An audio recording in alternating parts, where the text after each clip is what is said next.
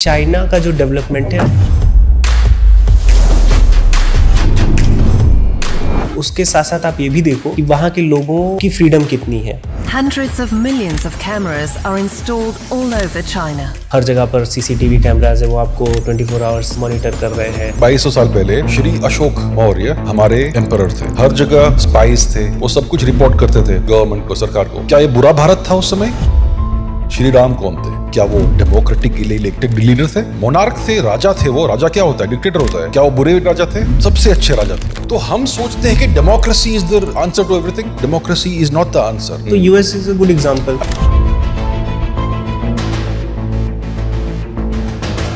Democracy है ना US, ठीक है। चाइना कोविड में उसकी इमेज खराब हुई। In China, frustration at zero COVID has escalated to outright anger. तो चाइना ने कहीं अपने पीआर पर हैविली इन्वेस्ट किया और चाइना की एक पिक्चर परफेक्ट जो इमेज होती है वो सबको दिख रही है। चाइना में भी डेफिनेटली स्लम्स मिलेंगे, कूड़ा मिलेगा, कास्ट सिस्टम मिलेगा। देखिए, कास्ट सिस्टम हर देश में होता है। उसने किस समय लीप फ्रॉग करना शुरू किया? 1960s, 1970s में चाइना और यूएसएसआर के बीच में ऑलमोस्ट वॉर हो गया था और यूएस बीच में आ गया। उन्होंने कहा कि भाई अगर आप चाइना को न्यूक करोगे, हम आपको न्यूक करेंगे। हम पहले मजाक उड़ाते थे चाइना का कि चाइना सब कुछ चीप कॉपी करता है अमेरिका की। चीन ने शेमलेसली हर चीज को कॉपी की, रिवर्स इंजीनियर की और घर में बनाई। इनिशियली पुअर कॉपीज बनाई, फिर धीरे धीरे धीरे धीरे उनको इटरेटिवली इंप्रूव किया। तो अगर आपने रफाल को रिवर्स इंजीनियर कर लिया तो आप खुद से पूरा सोर्स कोड बना लो, क्या प्रॉब्लम है? हमने तेजस के लिए खुद से बनाया सोर्स कोड, पूरा फ्लाइट कंट्रोल सिस्टम FCS। हम क्या है कि हम अभी विश्वगुरु माइंडसेट में फंसे हुए हैं और वो क्या है कि वो लर्निंग माइंडसेट में ही है तब से। चीन में पढ़ाई सिर्फ चीनी भाषा में होती है। क्वांटम मैकेनिक्स चाइनीज में पढ़ाएंगे, एस्ट्रोफिजिक्स चाइनीज में पढ़ाएंगे। हम मेंटली ब्रेन वॉश्ड है। अगर इंग्लिश नहीं बोलेंगे तो साइंस कैसे सीखेंगे हम? क्या जिन लोगों ने क्वांटम मैकेनिक्स डेवलप किया वो अंग्रेजी बोलते थे? क्या आइंस्टाइन अंग्रेज थे? क्या नील्स बोहर अंग्रेज थे? क्या श्रोडिंगर, हाइजेनबर्ग अंग्रेज थे? कोई भी वुशु को डिस्टॉर्ट नहीं करता वेस्ट में, कोई भी कुंफू को डिस्टॉर्ट नहीं करता वेस्ट में। योग को देखिए, drunk yoga, goat yoga, hot yoga, smoking yoga, smoking yoga, cigar yoga, पता नहीं क्या क्या योगा। तो जो शाओलिन टेम्पल कहता है कि दिस इज कुंफू, तो वही कुंफू होता है। हम ट्रम्प को देखते हैं तो वो मार्क जकरबर्ग, इलॉन मस्क, सुंदर पिचाई और सबको लेके चाइना पहुंच जाते हैं। बट मोदी जी अडानी को लेके नहीं कहीं जा सकते, अंबानी को लेके नहीं जा सकते। भारत के लोग कितने इतने सस्पिशियस क्यों हैं कि अगर किसी के पास पैसा है तो उसने कुछ गलत किया होगा? इसका कारण क्या है? समझते हैं।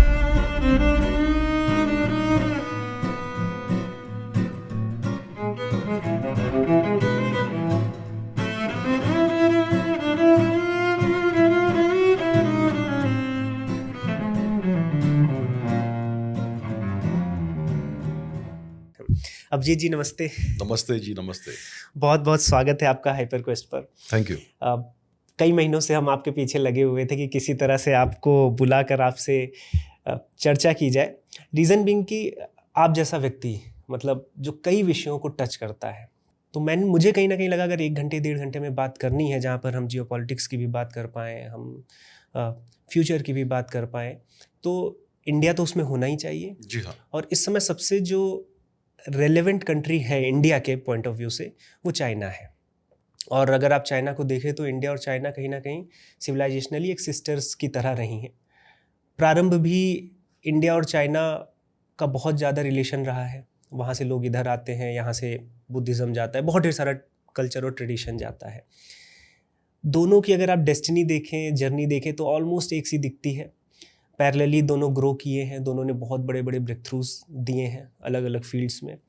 दोनों ही कॉलोनाइज्ड होते हैं। कॉलोनाइजेशन के पहले अगर आप देखें तो 17वीं सेंचुरी तक विश्व की आधी जीडीपी दोनों ही चला रहे थे। कॉलोनाइज्ड होने के बाद फिर वो कहीं 8-10% पे आ जाती है कंबाइंड। अब दोनों आज़ादी के बाद फिर से अपनी गरीबी से लड़ रहे हैं, अपनी प्रॉब्लम से लड़ रहे हैं और बाउंस बैक करने का प्रयास कर रहे हैं, और जिसमें वो कुछ हद तक सफल भी हुए हैं। 20-22% अभी क्लाइम बैक किया है। जब इतनी सिमिलैरिटीज़ हैं तो जाहिर सी बात है कि दोनों में कंपैरिजन शुरू हो जाता है। दोनों के देशवासी भी चाहते हैं कि कौन आगे जा रहा है। दोनों एम्बिशियस कंट्रीज़ हैं कि हमें अब बनना है, क्योंकि हम ऐसे थे, हमारे पास पीछे एक एग्जांपल है कि हम ऐसे पावरफुल थे। तो सबसे अच्छा सब्जेक्ट यही है कि जो ये मिस्टीरियस रिलेशनशिप रही है चाइना के साथ, जो कि हमें हज़ारों वर्षों तक दिखता है कि कोई आपस में कॉन्फ्लिक्ट नहीं रहा है मोस्टली, लेकिन रिसेंट में स्कर्मिशेस दिखते हैं। हमें दिखता है कि एक रिफ्ट है, एक कॉन्फ्लिक्ट बनता है। और अब एक दूसरे के ऊपर जो डोमिनेंस, एक समय अमेरिका और रूस कोल्ड वॉर करते थे कि वर्ल्ड वॉर 2 के बाद जब इंडिया और चीन स्ट्रगल करते थे तो उस समय यूएस और रशिया एक बाइपोलर वर्ल्ड की तरफ थे और कोल्ड वॉर चलता था। अब वो कहीं ना कहीं कोल्ड वॉर हमें इंडिया और चाइना के बीच दिखने लगा है, जिसमें सोशल मीडिया नैरेटिव्स की भी हम बात करेंगे, बट ये यहाँ पर इंडिया को जीतना मुझे लग रहा है काफ़ी इंपॉर्टेंट है।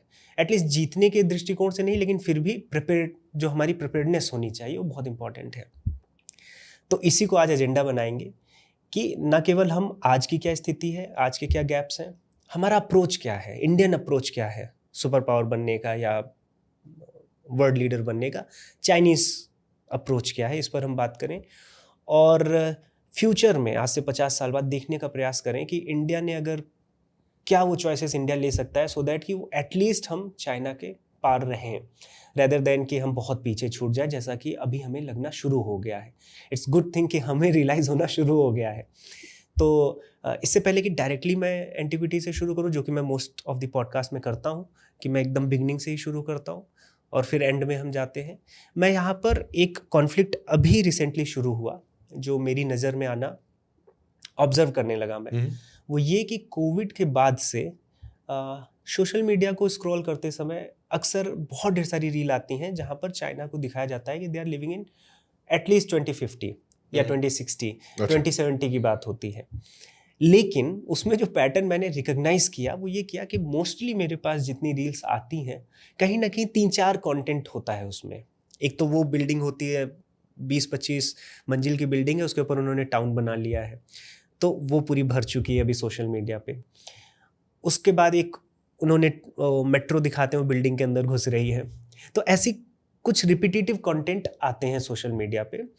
मैं इस पैटर्न को जानने के बाद अभी एक रिसेंट कंट्रोवर्सी हुई कि चाइना जब कोविड में उसकी इमेज खराब हुई, जब उसके टूरिस्ट जाना बंद हुए, बंद मतलब कम हो गए, जो बाहर से स्टूडेंट्स आते थे वो जाना कम हुए, तो चाइना ने कहीं अपने पीआर पर हैविली इन्वेस्ट किया और चाइना की जो इमेज खराब हुई उसको सुधारने का प्रयास किया, जिसमें चाइना की जो एक्चुअल प्रॉब्लम्स हैं वो बाहर नहीं आई और चाइना की एक पिक्चर परफेक्ट जो इमेज होती है वो सबको दिख रही है। और अभी क्या हुआ रिसेंटली कि बहुत ढेर सारी वीडियोस वायरल हो गई जिसमें चाइना में कास्ट सिस्टम है उस पर बात होना शुरू हो गया, चाइना में जो कंस्ट्रक्शन है वो बहुत पुअर क्वालिटी का है, स्लम्स दिखाना शुरू हो गए, बहुत ढेर सारी ऐसी चीज़ें जहाँ पर लोग लेबोरेटरी में सब्जियाँ धुल रहे हैं, मेट्रो या ट्रेन में जा रहे हैं तो बहुत कूड़ा है, बंकर्स दिखाए गए, हॉस्टल्स दिखाए गए। तो चाइना की एक ये भी इमेज अब सोशल मीडिया पे 2-3 दिन से मैं देख रहा हूँ ये भी आने लगी।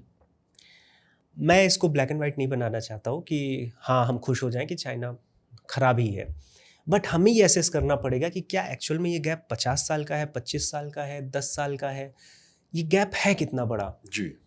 तो अगर हम ये गैप समझ लेंगे तब हम समझ पाएंगे कि एक्चुअल सॉल्यूशंस क्या है, हमारा अप्रोच सही है, सस्टेनेबल है या हम पीछे सच में है। तो आपको क्या लगता है कि चाइना हमसे कितना आगे है अगर हम रियल टर्म्स में या ऑनेस्टली उसको असेस करें? जी, तो अगर हमें असेस करना है कि चाइना और भारत में कितना फ़र्क है इन टर्म्स ऑफ डेकेड्स, कितने साल, हाँ, मतलब सोशल मीडिया रील देख के हम ना असेस करें। जी बिल्कुल भी नहीं, हाँ, बिल्कुल नहीं। वो नहीं होना चाहिए। तो हमें देखना है कि चाइना जो 1980s ऑलमोस्ट 1990s तक भारत के जीडीपी के बराबर था लगभग, उसने किस समय लीप फ्रॉग करना शुरू किया और किस कारण से ये इम्प्रूवमेंट आया चाइना में। तो चाइना ने मैन्युफैक्चरिंग पर बहुत फोकस करना शुरू किया लेट 1980s के बाद से, क्योंकि 1960s 1970s में चाइना और यूएसएसआर के बीच में काफ़ी टेंशन्स हुए थे। चाइना और यूएसएसआर के बीच में ऑलमोस्ट वॉर हो गया था because of the Ussuri river clashes. Okay, 1969 की बात है। और रूस ने और यूएसएसआर ने डिसाइड किया था हम चाइना को न्यूक करेंगे, और यूएस बीच में आ गया। उन्होंने कहा कि भाई अगर आप चाइना को न्यूक करोगे हम आपको न्यूक करेंगे। तो फिर चाइना और यूएस के बीच में थोड़ा रप्रोचमेंट हो गया और यूएस ने कहा कि भाई हम आपको मैन्युफैक्चरिंग आउटसोर्स करेंगे, यू मैन्युफैक्चर फॉर अस, आपका लेबर बहुत चीप है तो हमें भी फ़ायदा होगा, आपको भी फ़ायदा होगा। तो ये प्रोसेस धीरे धीरे शुरू हुआ और लेट 1980s के बाद से काफ़ी एक्सेलरेट हुआ ये प्रोसेस। और इस समय चाइना ने कुछ और भी करना शुरू किया। उन्होंने अपना पूरा एजुकेशन सिस्टम रिफॉर्म करना शुरू किया स्टेप बाय स्टेप, और उन्होंने कुछ क्रिटिकल मिनरल्स और क्रिटिकल टेक्नोलॉजीज को आइडेंटिफाई किया और उनके उन मिनरल्स और टेक्नोलॉजीज के ऊपर फोकस करना शुरू किया बाय इनवाइटिंग फॉरेन एक्सपर्ट्स कि भाई आप चाइना आओ, हम आपको जितना पैसा चाहिए देंगे और आप हमारे लिए ये सब टेक्नोलॉजीज स्थापित करो हमारे देश के अंदर। तो चाइना ने बहुत लॉन्ग टर्म फ्यूचर के बारे में सोचा उस समय, और सब कुछ उन्होंने स्टेप बाय स्टेप इम्प्लीमेंट करना शुरू किया उस समय आफ्टर प्रॉपर प्लानिंग। और अगर आज देखेंगे हम चाइना को, तो उन्होंने अपने एजुकेशन सिस्टम में first of all trillions of dollars spend किए हैं रिफॉर्म करने के लिए।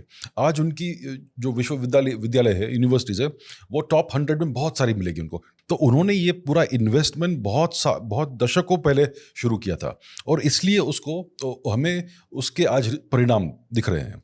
तो education system reform, technological reform, अगर आपके एजुकेशन सिस्टम में साइंस और टेक्नोलॉजी के ऊपर बहुत फोकस है और आप उसमें रिसर्च एंड डेवलपमेंट पर फोकस कर रहे हो, नॉट जस्ट टीचिंग, तो फिर आपके इंडस्ट्री के ऊपर उसका बहुत पॉजिटिव इफेक्ट होगा, क्योंकि बहुत सारे वेल ट्रेन्ड स्टूडेंट्स आपको मिलेंगे जो स्ट्रेट अवे इंडस्ट्री में जा सकते हैं और फिर से उनको ट्रेनिंग करने की आवश्यकता नहीं होगी इंडस्ट्री में। तो ये सब उन्होंने ग्राउंड वर्क शुरू किया था लेट 1980s में, और बहुत ही प्रोफेशनली और कॉम्पिटेंटली इसको इम्प्लीमेंट किया स्टेप बाय स्टेप। पहले पहली मंजिल बनाओ, पहले ग्राउंड फ्लोर बनाओ, फिर पहली मंजिल बनाओ, फिर सेकेंड फ्लोर बनाओ ऑफ द होल सिस्टम। तो इस तरह से चाइना ने अपना प्रोग्रेस किया है, और इस कारण वो टेक्नोलॉजिकली और इकोनॉमिकली एट्सेट्रा बहुत आगे है आज। ये चाइना ने किया, इसका परिणाम आज हमें दिख रहा है। इसको बहुत समय लगता है। तो 1990s में, लेट 80s और अर्ली 90s में चाइना का ग्राफ शूट होता है, जीडीपी का ग्राफ, और भारत वहीं रहता है। अभी भारत का भी बढ़ रहा है, नो क्वेश्चन अबाउट दैट, लेकिन उस रेट पर नहीं बढ़ रहा है। तो अगर हम भारत का वही हिस्ट्री देखेंगे, तो भारत ने ये सारे काम नहीं किए हैं। भारत ने अपना एजुकेशन सिस्टम रिफॉर्म नहीं किया है। जो न्यू एजुकेशन पॉलिसी जो भी है वो कुछ काम की नहीं है एसेंशियली, उसमें इट डजंट डू एनीथिंग जो चाइना ने किया है।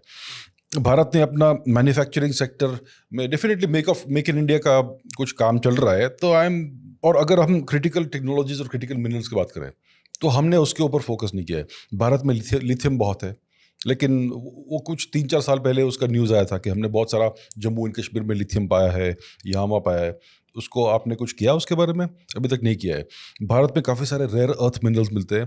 भारत में कदाचित पूरे विश्व में सबसे ज़्यादा रेयर अर्थ मिनरल्स मिलते होंगे, लेकिन हमने उनको कभी एक्सट्रैक्ट करने का, रिफाइन करने का, ऑपरेशनलाइज करने का प्रोसेस नहीं किया है। क्रिटिकल टेक्नोलॉजीज़ जैसे कि सेमीकंडक्टर मिशन है आज, उसको मैच्योर होने में कम से कम 5-10 साल लगेंगे। तो आज हम इन्फेंसी में है उस प्रोसेस के। एआई में, क्वांटम कंप्यूटिंग में शुरू कर रहे हैं हम कुछ ना कुछ। हमारा एक एआई सिस्टम है सर्वम नाम का, वो अच्छा काम कर रहे हैं, good to see that. Quantum computing में भारत के पास शायद एक आध क्वांटम कंप्यूटर है, जो उसका कैपेबिलिटीज पता नहीं है मुझे, बट एसेंशियली भारत आज वो स्टेप्स शुरू कर रहा है जो चाइना ने लेट 1980s में शुरू किए थे।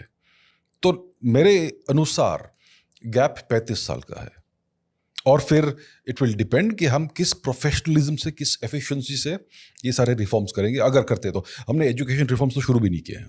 ये जो न्यू एजुकेशन पॉलिसी है वो कुछ काम की नहीं। Okay, that's my very clear assessment, it's of no use. हमारे यूनिवर्सिटीज़ में कोई रिसर्च एम्फोसिस नहीं है। अगर रिसर्च होता है तो बहुत पुअर क्वालिटी का होता है। We have to be clear about that. Okay, yes, we can not whitewash this.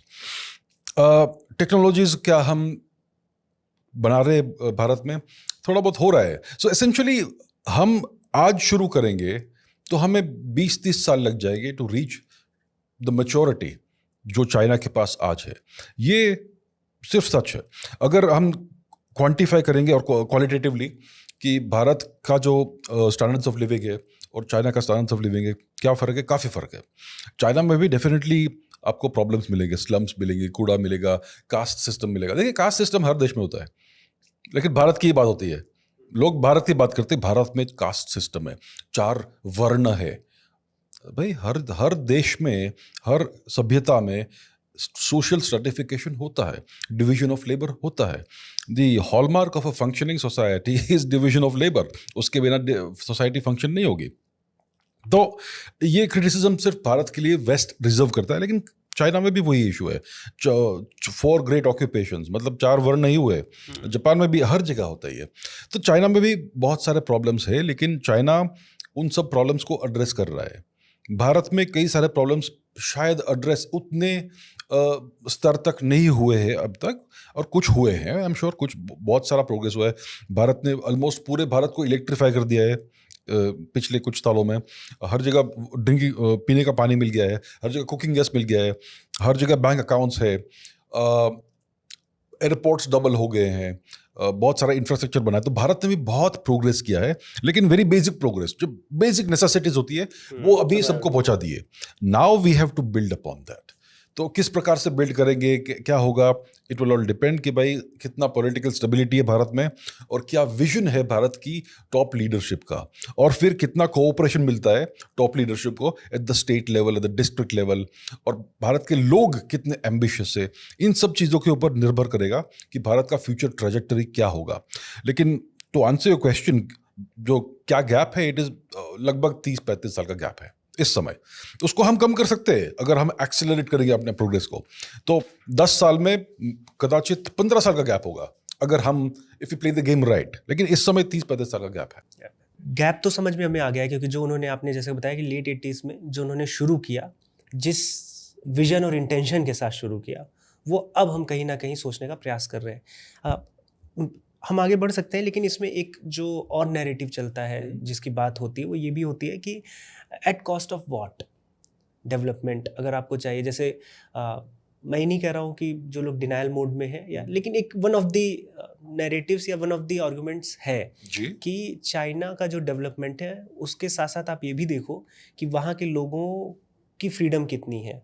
वहाँ पे लोगों को, जैसे वो क्रेडिट सिस्टम की बात होती है, कि वो आपको हर जगह पर CCTV कैमराज है, वो आपको 24 आवर्स मॉनिटर कर रहे हैं। इनफैक्ट कई वीडियोस मैंने देखे जिसमें थोड़ा सा भी स्लाइट अगर गवर्नमेंट के अगेंस्ट कुछ भी नैरेटिव है तो वहाँ पर लोग सतर्क हो जा रहे हैं। एक फॉरेन टूरिस्ट था, वो कार से जा रहा था, उसने जस्ट इतना ही पूछा कि why it is hard to question government in China, तो उसने उसको पुलिस स्टेशन जाके छोड़ दिया। इनफैक्ट एक ब्लॉगर की मैं वीडियो देख रहा था, I don't know whether he was lying और टेलिंग द ट्रूथ। वो ये बोल रहे थे कि मैं व्लॉगिंग करता हूँ तो मुझे कोई इतनी प्रॉब्लम नहीं थी जो कि मैं सोचा था कि चाइना में होगी, बट सर्टेन टाइम्स कुछ लोग मुझे आकर मना भी किए, और 1-2 बार तो मुझे मेरी कंप्लेंट भी कर दी गई। तो such freedom is only possible in Indian democracy, और उसके साथ एक सस्टेनेबल डेवलपमेंट हम कर सकते हैं, रेदर देन कि हम बहुत फास्ट डेवलपमेंट कर जाएं और ह्यूमन इमोशंस या ह्यूमन जो ह्यूमैनिटी है, जो हमारी जो हम फ्रीडम एंजॉय करते हैं, उसको छोड़ दें। तो इस पर आपका क्या जी, काफ़ी कॉम्प्लेक्स सब्जेक्ट है, काफ़ी इंटरेस्टिंग सब्जेक्ट है। फ्रीडम वर्सेस ऑटोक्रेसी की बात है ये। कुछ लोग चाइना जाएंगे, वहाँ पे आप कुछ प्रश्न नहीं पूछ सकते, आप किसी प्रकार कुछ प्रकार के वीडियोस नहीं बना सकते, अगर आपने बनाए तो उसको डिलीट करना पड़ेगा। ये चाइना की बात है। और चाइना में लोग गवर्नमेंट को, सरकार को क्रिटिसाइज नहीं कर सकते beyond a certain extent, protest नहीं कर सकते। ये सारे रिस्ट्रिक्शंस है चाइना में। ये सब इश्यूज चाइना में मिलेंगे। आप भारत में आइए, कोई भी फॉरेन टूरिस्ट आ सकता है भारत में, किसी भी प्रकार का वीडियो बना सकता है, सच हो झूठ हो, नो प्रॉब्लम। आओ, भारत के बारे में कुछ भी बोलो, भारत का हॉस्पिटैलिटी एंजॉय करो, और फिर बाहर जाओ और फिर गंदे गंदे वीडियो निकालो। ये फ्रीडम है भारत में, गुड। भारत के लोग कुछ भी कर सकते हैं, ओके, सरकार के बारे में कुछ भी कह सकते हैं, कुछ भी। आप ट्रैफिक में रॉन्ग साइड पे चला सकते हो, आपको जो करना है अलाउड है, भारत है, फुल फ्रीडम है। लेकिन क्या ये फ्रीडम कुछ काम का है? इज इट रियली वैल्यूएबल कि आप कुछ भी कर सकते हो? क्या व्हाट इज रियली भारत में नहीं, लेकिन पूरे विश्व में जो लोग होते हैं हर जगह, उनके लिए सबसे ज़्यादा इंपॉर्टेंट कौन सी चीज़ होती है? Let's focus on that. सबको क्या चाहिए? सबको चाहिए अच्छे लिविंग स्टैंडर्ड्स। सब ये चाहते हैं कि हमारे लिविंग स्टैंडर्ड्स अच्छे हो। सब चाहते हैं कि हमारे पास रीजनेबल पैसा हो, ठीक है, ताकि हम जो भी हम करना चाहे जीवन में वो कर सके, हमारे जो भी सपने हैं उनको पूरे कर सके। सब चाहते हैं कि उनके जो बच्चे हैं उनके लिए अच्छा भविष्य हो, उनको अच्छा एजुकेशन मिले, उनको अच्छी नौकरी मिले, उनकी अच्छी शादी हो किसी अच्छे व्यक्ति के साथ, और उनका फ्यूचर अच्छा हो। ये बेसिक नेसेसिटीज़ और ये बेसिक होप्स पूरे विश्व में सब जगह लोगों को होते हैं। क्या भारत ये प्रोवाइड कर सकता है, और या फिर क्या चाइना ये प्रोवाइड कर सकता है? तो what is important is that ये जो बड़े एस्पिरेशंस और होप्स है उसको आपका देश आपको प्रोवाइड कर सके। ये इंपॉर्टेंट नहीं है कि आपको किस तरह से बिहेव करना है। That what is really important life is not कि आप कैसे कपड़े पहनो, कैसे बिहेव कर सकते हो, कैसे बिहेव नहीं कर सकते हो। Long term future and prosperity of the country and the people is more important. अभी भारत और चाइना में कौन अच्छे से प्रोवाइड कर रहा है इस समय अपने लोगों के लिए? आई थिंक चीन कर रहा है, नॉट भारत। भारत में देखिए इश्यूज है, मैं भारत को डेनिग्रेट नहीं कर रहा हूँ, मैं भारत का सबसे बड़ा सपोर्टर हूँ, लेकिन भारत में इश्यूज है जो चीन अभी सॉल्व कर रहा है अपने लोगों के लिए। अभी आप इसको एक दूसरे पर्सपेक्टिव में देखते हैं। लेट्स गो बैक 2300 साल, ओके 2300 साल पहले, लगभग 2200 साल पहले श्री अशोक मौर्य हमारे एम्परर थे। उस समय के भारत में क्या आप गवर्नमेंट को क्रिटिसाइज कर सकते थे? आप श्री अशोक को क्रिटिसाइज कर सकते थे? बिल्कुल भी नहीं। आप किसी भी प्रकार का बिहेवियर कर सकते थे भारत में? बिल्कुल भी नहीं। हर जगह स्पाइस थे, हर जगह गुप्तचर थे पूरे सोसाइटी में, वो सब कुछ रिपोर्ट करते थे गवर्नमेंट को, सरकार को। क्या ये बुरा भारत था उस समय? क्या कनिष्क के समय आप कनिष्क को क्रिटिसाइज कर सकते थे? जी नहीं। ओके, तो हमें थोड़ा पर्सपेक्टिव में देखना पड़ेगा कि एक होता है full freedom without any consequences, दूसरा होता है डिसिप्लिन। ओके, और अगर आपके देश में कोई स्टैंडर्ड्स है तो उसमें कुछ रूल्स भी होंगे। आपको क्या मिलता है कि आपको सब फ्रीडम मिल गया, उससे आपके देश का क्या प्रोग्रेस होता है? डेमोक्रेसी, हम कहते हैं कि US is the beacon of democracy. आप यूएस में जाकर कुछ चीजें करो, आपको पुलिस उधर ही शूट कर देगी। मेरा यही नेक्स्ट क्वेश्चन होने भी वाला था ब्रूटलिटी। हाँ, कि हम अगर ये आर्ग्यू करें कि फ्री स्पीच या जो भी फ्रीडम है उसको एंजॉय करते हुए हम डेवलप नहीं हो सकते, तो US is a good example. I will give you the example of the US. मैं आपको एग्जांपल ये भी दूंगा वेस्टर्न यूरोप का। हर जगह पुलिस होती है। ओके, भारत में आप कहीं भी घूमो पुलिस बहुत कम दिखेगी आपको। आप न्यूयॉर्क जाइए, न्यूयॉर्क सिटी, वहां पे देखिए कितनी पुलिस है। आप कुछ भी आड़ा टेढ़ा करोगे, आपको कुछ एक भी प्रश्न नहीं पूछेंगे, गोली मार देंगे आपको। ओके, आप वेस्टर्न यूरोप जाओ, फ्रांस जाओ, कहीं भी जाओ, हर जगह पुलिस दिखेगी आपको। इसको कहते हैं police state. Police full control करती है लोगों को, और लोग यहाँ से वहाँ दे कांट बिहेव। उनको अभी समझता भी नहीं, because they are used to behaving like this, बिल्कुल proper straightforward behaviour. Bharat police state नहीं है। चाइना में पुलिस है काफ़ी सारी, लेकिन वेस्ट में बहुत ज़्यादा पुलिस है। अभी यूएस को हम कहते हैं कि फ्रीडम और डेमोक्रेसी का ये है, इतनी पुलिस क्यों है फिर वहाँ पे हर जगह हर चीज़ के बारे में लॉ है, वहाँ पे हर चीज़ का कानून है। It's a nation of rules and laws. दूसरा, देयर इज पुलिस एवरीवेयर। तीसरा, डेमोक्रेसी है ना यूएस, ठीक है। यूएस में कितनी पॉलिटिकल पार्टीज है? दो है। कुछ और भी है, लेकिन वो कुछ रिलेवेंस नहीं है, वो रिलेवेंट पार्टीज नहीं है। तो एसेंशियली यूएस एक 2 पार्टी सिस्टम है। What is a 1 party system? China, north Korea. तो चाइना और नॉर्थ कोरिया से सिर्फ एक स्तर ऊपर है US. Instead of 2 party state, instead of 1 party state, ये 2 पार्टी स्टेट है। लेकिन ये दो जो पॉलिटिकल पार्टीज है, उनका पूरा फॉरेन पॉलिसी एक ही होता है, उनका इकोनॉमिक पॉलिसी ग्लोबली एक ही होता है, जिस प्रकार से वो दूसरे देशों से रिलेशंस करते हैं वो एक ही होता है। सो डिफरेंस क्या है? सिर्फ लोकली, डोमेस्टिकली डिफरेंस है। बाकी एक्सटीरियर से रिपब्लिकन्स और डेमोक्रेट्स एक ही चीज है। It's a monoparty system. तो द यूनाइटेड स्टेट्स जो है, और यूएस प्रेसिडेंट इलेक्ट होता है, ठीक है। जब श्री जो बाइडेन प्रेसिडेंट थे यूएस के, क्या वो मेंटली कंपीटेंट थे? नहीं थे। हम सब जानते, पूरा विश्व जानता है कि जो बाइडेन मेंटली कंपीटेंट नहीं थे। ओके, ठीक है। वाइस प्रेसिडेंट तो थी ना मैडम कमला हैरिस, क्या वो कंपीटेंट थी टू बी अ लीडर? वो कंपीटेंट नहीं थी। तो प्रेसिडेंट भी कंपीटेंट नहीं थे, वाइस प्रेसिडेंट भी कंपीटेंट नहीं थी। तो देश को कौन चला रहा था? कोई तो चला रहा था देश को, लेकिन जो भी चला रहा था उसको किसी ने इलेक्ट नहीं किया था। तो यूएस क्या है actually? It is an autocracy masquerading as a democracy. ये सत्य है यूएस का। ओके, ये एक ऑटोक्रेटिक स्टेट है जो दिखाता है कि हम डेमोक्रेसी हैं। परफॉर्मेटिव डेमोक्रेसी है यूएस में।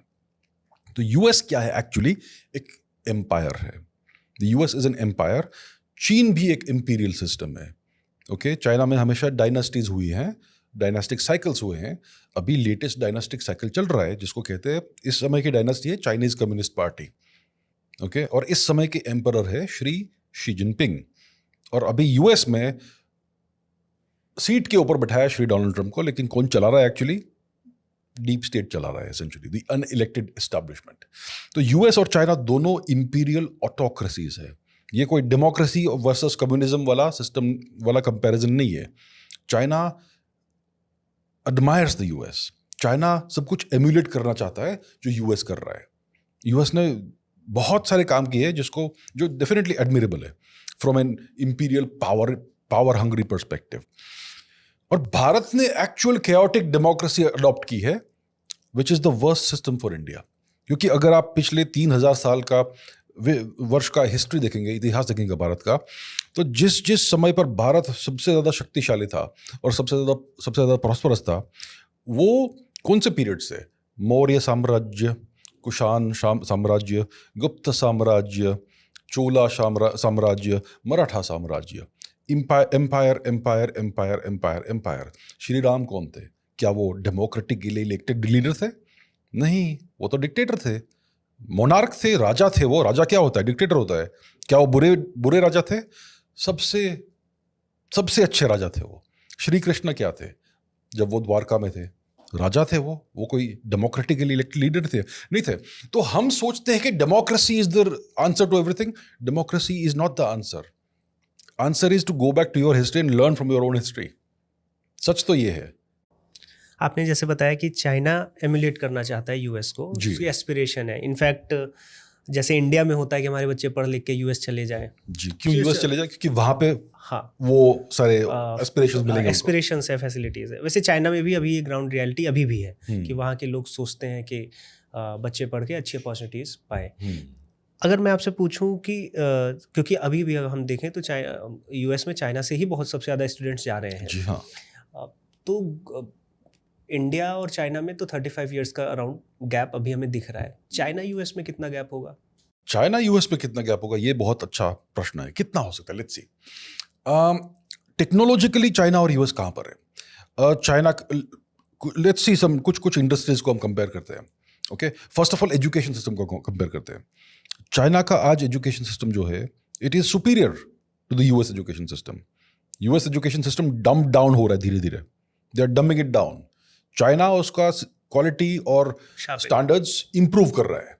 तो इस समय Chinese education system US education system से सुपीरियर है। लेकिन फिर भी वो बहुत सारे स्टूडेंट्स यूएस भेजते हैं फॉर एक्सपोजर, और कुछ वहाँ पे इंडस्ट्रियल नॉलेज लेके आए वापस। लेकिन बहुत सारे स्टूडेंट्स जो चाइना से यूएस जाते हैं, वो पढ़ाई करके वापस घर जाते हैं। भारत का हर स्टूडेंट चाहता है कि मैं कैसे भी करके यूएस में रह जाऊँ।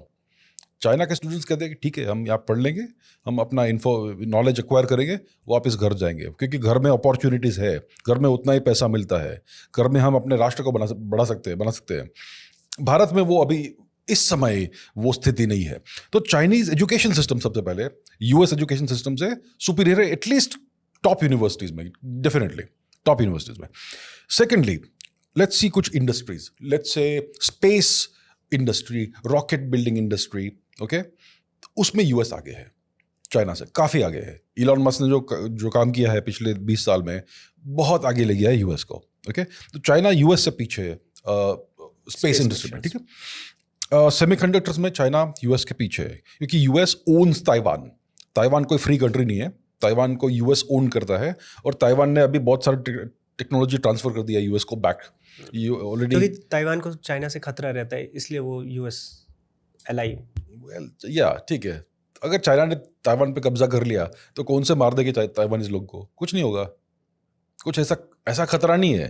वो खतरा ये है कि जो ताइवान की जो पॉलिटिकल सिस्टम है वो बंद हो जाएगी, उतना ही खतरा है, बाकी कुछ खतरा नहीं है। मैं नहीं कह रहा हूँ कि चाइना शुड टेक ताइवान, मैं ऐसा नहीं कह रहा हूँ। मैं कह रहा हूँ कि लॉजिकली लोगों को कुछ खतरा नहीं है चाइना से। They will come under different. इसका फायदा ले रहा है, यूएस ने ये पूरा सिस्टम बनाया है। तो यूएस ताइवान को एसेंशियली ओन करता है और प्रोटेक्ट करता है। Taiwan is a fortress of the US, और वहाँ पे सबसे बड़ी कंपनी है TSMC, जो हाईएस्ट एंड चिप्स मैन्युफैक्चर करती है। तो अभी TSMC के फैक्ट्रीज यूएस में वापस लग गए हैं। तो अभी सब कुछ यूएस में बन रहा है। तो US is ahead of China in chip manufacturing, semiconductors, all that, लेकिन not very far ahead. Gap close हो रहा है। ओके, अगर हम बात करेंगे एआई की, यूएस और चाइना नेक एंड नेक हो गए हैं अभी। ओके, यूएस के पास कुछ बहुत ही बड़े एआई कंपनीज है। ओपन एआई है जो चैट जीपीटी आपको प्रोवाइड करता है, फिर एंथ्रोपिक है जिसका सिस्टम है क्लॉड के अलग अलग मॉडल्स है, और फिर इलॉन मस्क वाला कंपनी ग्रॉक जिसका ग्रॉक सिस्टम है, फिर गूगल का जेमिनाई है, और भी कुछ होंगे। तो ये 4 आई कैन थिंक ऑफ जो बहुत ही टॉप 4 है एसेंचुअली यूएस में। अभी चाइना भी बहुत अच्छे मॉडल्स बना रहे हैं, एआई मॉडल्स, डीप सीक है और कीमी है और क्वेन है, अलीबाबा इसमें इन्वॉल्व है और बहुत सारे इसमें इन्वॉल्व है। Chinese models almost at the same level as the US models है, कुछ ज़्यादा 10% से ज़्यादा फर्क नहीं होगा। So China is not neck, it's almost there at the level of the US. उनका सिर्फ एक ही इशू है कि उनके पास top end, highest end chips नहीं है, उनके पास सेकंड लेवल चिप्स है। वो टॉप एंड चिप्स नहीं है, फिर भी इतने अच्छे एआई सिस्टम बना रहा है China. So China is almost neck and neck with the US. तो ऐसे अगर हम कंपेयर करेंगे, चाइना ज़्यादा पीछे नहीं यूएस से। It is getting there economically, China बहुत बड़ा है, डेफिनेटली यूएस के लेवल पर नहीं है, लेकिन उन्होंने बहुत प्रोग्रेस किया है। तो ओवरऑल इस समय राइवलरी यूएस विश्व में देखेंगे सिर्फ 2 कंटेंडर से, इकोनॉमिकली और टेक्नोलॉजिकली। तीसरा राइवल भी है जो रूस है, बिकॉज उनके और advantages, we don't need to discuss it here. तो चाइना अभी भारत से अपना कंपैरिजन नहीं करता है, चाइना अभी अपना यूएस से ही कंपैरिजन करता है, और यूएस चाइना को बहुत सीरियसली ले रहा है अभी। यूएस अभी समझ गया कि we can not stop China's rise, we just try to contain them. ये स्थिति है इस समय। और शायद इसी वजह से अमेरिका की ये इनसिक्योरिटीज़ हैं कि वो चाइनीज़ स्टूडेंट को कुछ कोर्सेज अलाउ नहीं करते। जी हाँ। उसके अलावा वो कुछ अपने फीचर्स, क्लाउड के फीचर्स वो विद इन अमेरिका रखते हैं। अभी रिसेंटली वो हुआ ना, वो कौन सा मिथॉस फेबल 5 उन्होंने रिलीज किया था, 3 दिन में बंद कर दिया कि भाई सिर्फ यूएस सिटीजन को मिलेगा अभी ये। तो डेफिनेटली अब ये इनसिक्योरिटीज सरफेस होने लगे कि उनको अब लगने लगा है कि हम चाइना को सारा एक्सपोजर नहीं दे सकते, बिकॉज और यहाँ पे बहुत इंटरेस्टिंग चीज़ जो मुझे लगती है कि हम पहले मजाक उड़ाते थे चाइना का कि चाइना सब कुछ चीप कॉपी करता है अमेरिका की, वहीं से शुरुआत होती है।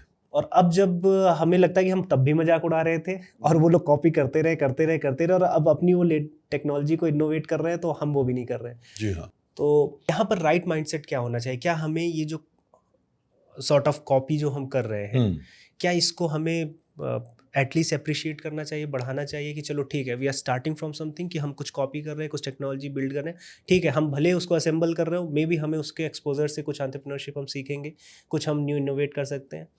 या अभी तो सोशल मीडिया पे डाउनराइट क्रिटिसिज्म ही होता है, लोग मजाक ही उड़ाते हैं। तो मैं एक्चुअली इसको देख भी रहा था। एक टेक्नोलॉजी थी जिसमें ब्रेन वेव से, मतलब just because of your brain waves आप कुछ चीज़ें कर ले रहे हैं, जैसे कुछ गेम्स खेल ले रहे हैं, कुछ बटन्स प्रेस कर ले रहे हैं जी। तो ऐसे एक वीडियो थी चाइना की, वहाँ पे भी अभी सोशल मीडिया में हर कमेंट्स में इंडियंस ही मिलते हैं, तो वहाँ पे भी इंडियंस उसकी खूब तारीफ कर रहे थे। But the similar technology Bengaluru के एक स्टार्टअप की, वहाँ क्रिटिसिज्म कर रहे थे कि ये चिप कॉपी है, या फिर ये सब क्या कर रहे हो, मतलब जी जी जी। तो यहाँ पर इंडियन माइंडसेट चेंज होना चाहिए कि अगर हम कॉपी कर भी रहे हैं तो हमको थोड़ा टेक्नोलॉजी और एंटरप्रेन्योरशिप के फ्रंट में सपोर्ट होना चाहिए, rather देन कि हम एकदम ही बहुत ख्याली पुलाव बना के बहुत बड़े इनोवेशंस ही जब हम करेंगे तो होगा। लेट्स स्टार्ट फ्रॉम समथिंग, कि चलो चाइना भी कॉपी कर ही रहा था, हम भी अभी कुछ कैचअप करने के लिए एटलीस्ट हम कुछ अपने मॉडल्स बिल्ड करना शुरू करें। तो आपको क्या लगता है कि ये जो कॉपी कल्चर इंडिया में है, जो कि अभी हम देख रहे हैं कि टॉप 5 कंपनीज या 10 कंपनीज स्टार्टअप्स में, ट्रेडिशनल नहीं, वो कहीं ना कहीं कॉपी ही है, कोई न्यू इनोवेशन नहीं है, तो क्या ये कॉपी कल्चर इंडिया को आगे बढ़ाएगा कुछ आगे आने वाले समय में? तो प्रश्न बहुत ही इम्पोर्टेंट है, कि महत्वपूर्ण है कि क्या कॉपी कल्चर अच्छी चीज़ है या फिर हमें उसको बैन करना चाहिए और हमें इनोवेशन ही करना चाहिए। हिस्टोरिकल एग्जांपल्स देखते हैं। चाइना ने 1950, 60, 70, 80s में बहुत सारे रशियन, सोवियत इक्विपमेंट खरीदा था। Okay, military equipment, industrial equipment, ये सब खरीदा उन्होंने यूरोप से ट्रेन्स खरीदे चलाने के लिए, ट्रेन्स। फिर चाइना ने क्या किया, अगर रूस से उन्होंने प्लेन खरीदा है, लेट्स से 20 प्लेन खरीदे, एक को अलग से रखेंगे, उसको पूरा डिसमेंटल करेंगे और रिवर्स इंजीनियर करने की कोशिश करेंगे। उन्होंने अगर टैंक लिया है रूस से, 50 टैंक लिए हैं, एक अलग से रख देंगे, उसको पूरा डिसमेंटल करके फिर से जोड़ेंगे, सब कुछ ट्राई करेंगे रिवर्स इंजीनियर करने को। चाइना ने हर चीज़ को, छोटी से छोटी चीज़, बड़ी से बड़ी चीज़ को रिवर्स इंजीनियर की है और फिर अपनी कॉपीज बनाई है। फॉर एग्जाम्पल सुखोई 27 रूस ने बेचा था चाइना को। आज चाइना के पास जे समथिंग है जो वही एयरक्राफ्ट है, लेकिन उसमें कुछ चाइनीज इनोवेशन है। तो चीन ने शेमलेसली हर चीज़ को कॉपी की, रिवर्स इंजीनियर की और घर में बनाई। इनिशियली पुअर कॉपीज बनाए, फिर धीरे धीरे धीरे धीरे उनको इटरेटिवली इंप्रूव किया। जो उन्होंने जर्मनी से ट्रेन्स खरीदी, उसके इंजन्स को रिवर्स इंजीनियर कर दिया। उनका जो लोकोमोटिव होता है, जो आगे वाला हिस्सा, उसको रिवर्स इंजीनियर किया। आज चाइना के पास विश्व की सबसे अच्छी ट्रेन है, बुलेट ट्रेन। इन्होंने धीरे धीरे ये काम किया, इट टुक 30, 40, 50 ईयर्स, लेकिन आज वो उस स्तर तक पहुंच गए हैं। उन्होंने जो रूस से अलग अलग इक्विपमेंट लिया, उस सबको रिवर्स इंजीनियर किया। आज चाइनीज वर्जन से much more advanced version of that. हर चीज़ को चाइना ने ऐसे ही करके काम किया और फिर धीरे धीरे उन्होंने इंप्रूव किया। अब भारत ने लेट्स से 1950s में MiG-21 खरीदा चाइना USSR से। भारत ने कुछ किया ही नहीं उसके बारे में। रूस ने हमें ब्लूप्रिंट्स देते MiG-21 के। क्यों नहीं हमने घर पर बनाए नए MiG-21 और उनको धीरे धीरे इंप्रूव किया। आज हमारे पास अलग अलग प्रकार के फाइटर प्लेन्स होते हैं। हमारे पास मरुत था, HAL मरुत, जिसको कर्ट टैंक ने डिज़ाइन किया था, one of the best designers in the world. उसको हमने मार दिया, HAL मरुत को। उसको हमने इन्फीरियर इंजन्स बिठा के डाल के फिट किया उसमें, और उसका परफॉर्मेंस नहीं अच्छा आया तो बोला कि ठीक है, ये अच्छा एयरक्राफ्ट नहीं है। It was one of the best designs of fighter planes in the world. तो भारत का अप्रोच हमेशा रहा है कि भाई हम कुछ करेंगे ही नहीं। वो अप्रोच पॉलिटिशियंस का रहा है, जो लीडरशिप में जो लोग होते हैं उनका। लेकिन आज क्या हो रहा है भारत में कि हम अलग अलग जगह देश में क्या क्या इनोवेशन हो रहा है वो हम देख रहे हैं और फिर उसको रेप्लिकेट करने का प्रयास कर रहे हैं भारत में। यूएस में कुछ अच्छे ऐप्स है, कुछ अच्छे सर्विसेज है, कुछ अच्छे प्रोडक्ट्स है, तो हम घर में खुद से स्वयं से वो बनाने की कोशिश कर रहे हैं। चीन में कुछ हो रहा है तो उसको देखकर हम इंस्पायर हो रहे हैं और कर रहे हैं। ये बहुत अच्छी चीज़ है। देखिए, भारत में 2 शब्द है जिनको हमें 20 वर्ष तक बैन करना चाहिए। एक है विश्व गुरु, दूसरा है सुपर पावर। इन 2 शब्दों को 20 वर्ष तक बैन करना चाहिए भारत में। क्या विश्व गुरु भाई, सबसे सीख रहे हो आज तुम। हमारे पूर्वज थे विश्व गुरु, ठीक है, वो हमारे पूर्वजों ने कभी ये शब्द का प्रयोग नहीं किया था विश्व गुरु। ये आज किसी ने इन्वेंट किया है। ये विश्व गुरु बंद करो। विश्व चेला बनो। हाँ, बिकम द विश्व स्टूडेंट, विश्व चेला बनो। 20-30 वर्ष कॉपी करो, सीखो और फिर देखते हैं क्या होता है। अगर हम 50 वर्ष में सबसे आगे निकल गए, जो डेफिनेटली पॉसिबल है, बिल्कुल पॉसिबल है, तब हम बोल सकते हैं कि हम विश्व गुरु है। सुपर पावर की तो बात ही मत करो, 30 साल और। तो ये है, मेरे अनुसार कॉपी करना अच्छी चीज़ है। हर चीज़ कॉपी करो और फिर धीरे से इंप्रूव करो, धीरे मतलब स्टेप बाय स्टेप इंप्रूव करो। 1% इंप्रूवमेंट लाओ पहले, फिर 1 और प्रतिशत लाओ, और ये करते रहो तो आप बहुत आगे निकल जाओगे। तो चीन ने, हम पहले कहते थे कि चीनी कॉपी है, चीनी सामान है। आज चीनी सामान सबसे अच्छा है। तो ये सिचुएशन है। I think India should not shy away from copying. कोई बुरी बात नहीं है। इंडिया के सामने अब एग्जांपल भी है कि जिसका मजाक उड़ाते थे, नाउ हम उसी पर रील बनाते हैं कि दे आर लिविंग इन 2070। जी हाँ। यहाँ से एक जेन्युइन क्वेश्चन मेरे मन में ही आता है। जैसे आपने रिवर्स इंजीनियरिंग की बात की, हम सबको याद है बचपन में हम कोई भी खिलौना खरीदते थे तो उसको हम तोड़ के एटलीस्ट, मतलब हम सभी बच्चे कुछ ना कुछ तोड़ के देखते थे कि क्या है इसमें भाई, भले हम उसको रिबिल्ड ना कर पाए। कुछ केसेस में जहाँ पर हम कर सकते थे रिबिल्ड भी कर लेते थे, जिसमें टूट गया या तो ये तो बहुत नेचुरल है, ह्यूमन बिहेवियर है। हमने कुछ खरीदा है, हमने इतने पैसे दिए हैं। ऐसा तो नहीं है हमने 50,000 की चीज़ या 50 लाख की चीज़ खरीदी है, हमने तो हजारों करोड़ खर्च किए हैं। तो ये एक जेन्युइन ह्यूमन फीलिंग है, या फिर कि हम अगर क्लॉज भी हैं कि हम उसको खोल नहीं सकते तो हम छुप के खोलने का देखें। भाई हमने भी पोखरण किया ना। तो ये जेन्युइन जो फीलिंग है कि हमारे पास जो एक इक्विपमेंट आया है, तो क्या कोई क्लॉज होता है डील में कि आप उसको खोल नहीं सकते, देख नहीं सकते? या मतलब ये तो मुझे लग रहा है कि इसको सरकार भी कैसे रोकेगी? एक साइंटिस्ट भी चाहेगा कि यार ये कैसे बना है। देखिए, अगर आपने किसी चीज़ के लिए पैसा दिया है और आपका हो गया, तो आपको जो करना कीजिए। ओके, क्लॉज वॉज होते हैं, वो कागज़ पे होते हैं। अगर आपने किसी देश को कुछ बेचा है वो कुछ भी कर सकता है उस चीज़ से। देखिए एसेंशियली टेक्नोलॉजी, देखिए ये जो क्वेश्चन है ऑफ इम्प्रूविंग टेक्नोलॉजी, ये जियोपॉलिटिकल क्वेश्चन है। ओके, ये आपके राष्ट्र के फ्यूचर की बात है। और in geopolitics there are no rules, there is victory and defeat. जीत है और पराजय है, विजय है और पराजय है, और कुछ नहीं है जियोपॉलिटिक्स में। विष्णुगुप्त चाणक्य की का अर्थशास्त्र पढ़ी है, नो रूल्स, आपको जीतना है। तो टेक्नोलॉजी की बात अगर होती है, it is perfectly fine to buy, beg, borrow, steal technology. जो भी आपको करना पड़े कीजिए, लेकिन टेक्नोलॉजी अक्वायर कीजिए और फिर उसको इम्प्रूव कीजिए। सो क्लॉज वॉज ठीक है, होते हैं, क्या फ़र्क पड़ता है। आपने पैसा दिए, आपके पास आया आइटम, उसका जो करना है कीजिए। बट प्रॉब्लम मैं समझना चाहता हूँ कि क्या प्रॉब्लम है कि इंडिया रिवर्स इंजीनियर नहीं कर पा रहा है। मतलब इंटेंशन छोड़ दीजिए, अब कोई करना ही नहीं चाहता है, नहीं, निठल्ला है, तो वो अलग ही केस है। लेकिन मुझे ऐसा नहीं लगता है कि निठल्लाई चल रही होगी। अगर हम खोलें भी तो बाहर की टेक्नोलॉजी ऐसा क्या प्रिकॉशंस लेती होंगी कि अगर मेरी टेक्नोलॉजी कोई खोले भी तो वो वैसा बना ना पाए। जैसे कोई इंडियन बिजनेस ही लीजिए, एक दुकानदार भी है, वो अगर अपनी दुकान पे कुछ प्रोडक्ट लाता है या कुछ उसकी स्ट्रैटेजी क्रैक कर लेता है, वो मार्केट डोमिनेटिंग प्लेयर बन जाता है, तो कुछ तो सोचता है कि अब मेरा जो कॉम्पिटिटर है मुझे कॉपी ना कर पाए, तो कुछ स्ट्रैटेजीज मैं ऐसी बिल्ड करूं। तो बाहर जैसे हमने लेके हम फ्रेंच जेट्स लेकर आते हैं, गुड, तो वो क्या ऐसा प्रिकॉशंस लेते होंगे कि ये खोल भी ले तो इंडिया बना नहीं पाएगा, या इनको हम देते हैं ये कुछ भी कर लेंगे, इनके पास वो कैपेबिलिटीज नहीं है। तो वो क्या चीज़ें होती हैं? जी जी, ग्रेट क्वेश्चन। तो अगर कोई हमें फाइटर प्लेन्स एक्सपोर्ट करता है, फॉर एग्जांपल फ्रेंच रफाल्स भारत के पास आ रहे हैं, ठीक है, 36 तो आ चुके हैं एंड सो ऑन, तो क्या प्रिकॉशंस लेंगे वो? तो सबसे पहले वो एक्सपोर्ट वर्जन आपको बेचेंगे, फुल वर्जन नहीं बेचेंगे। उनके पास जो वर्जन होगा वो फुल वर्जन होगा। फॉर एग्जांपल यूएस F-35 नाम का फाइटर प्लेन अलग अलग राष्ट्रों को बेचता है। उन्होंने सिर्फ इजराइल को फुल वर्जन प्रोवाइड किया है, किसी और को नहीं। बाकी सबको एक्सपोर्ट वर्जन मिलता है, जो स्ट्रिप डाउन थोड़ा सा 20-30% लेस कैपेबल वर्जन होता है। उसमें कुछ वो चीज़ें नहीं होती है। पहली बात ये है।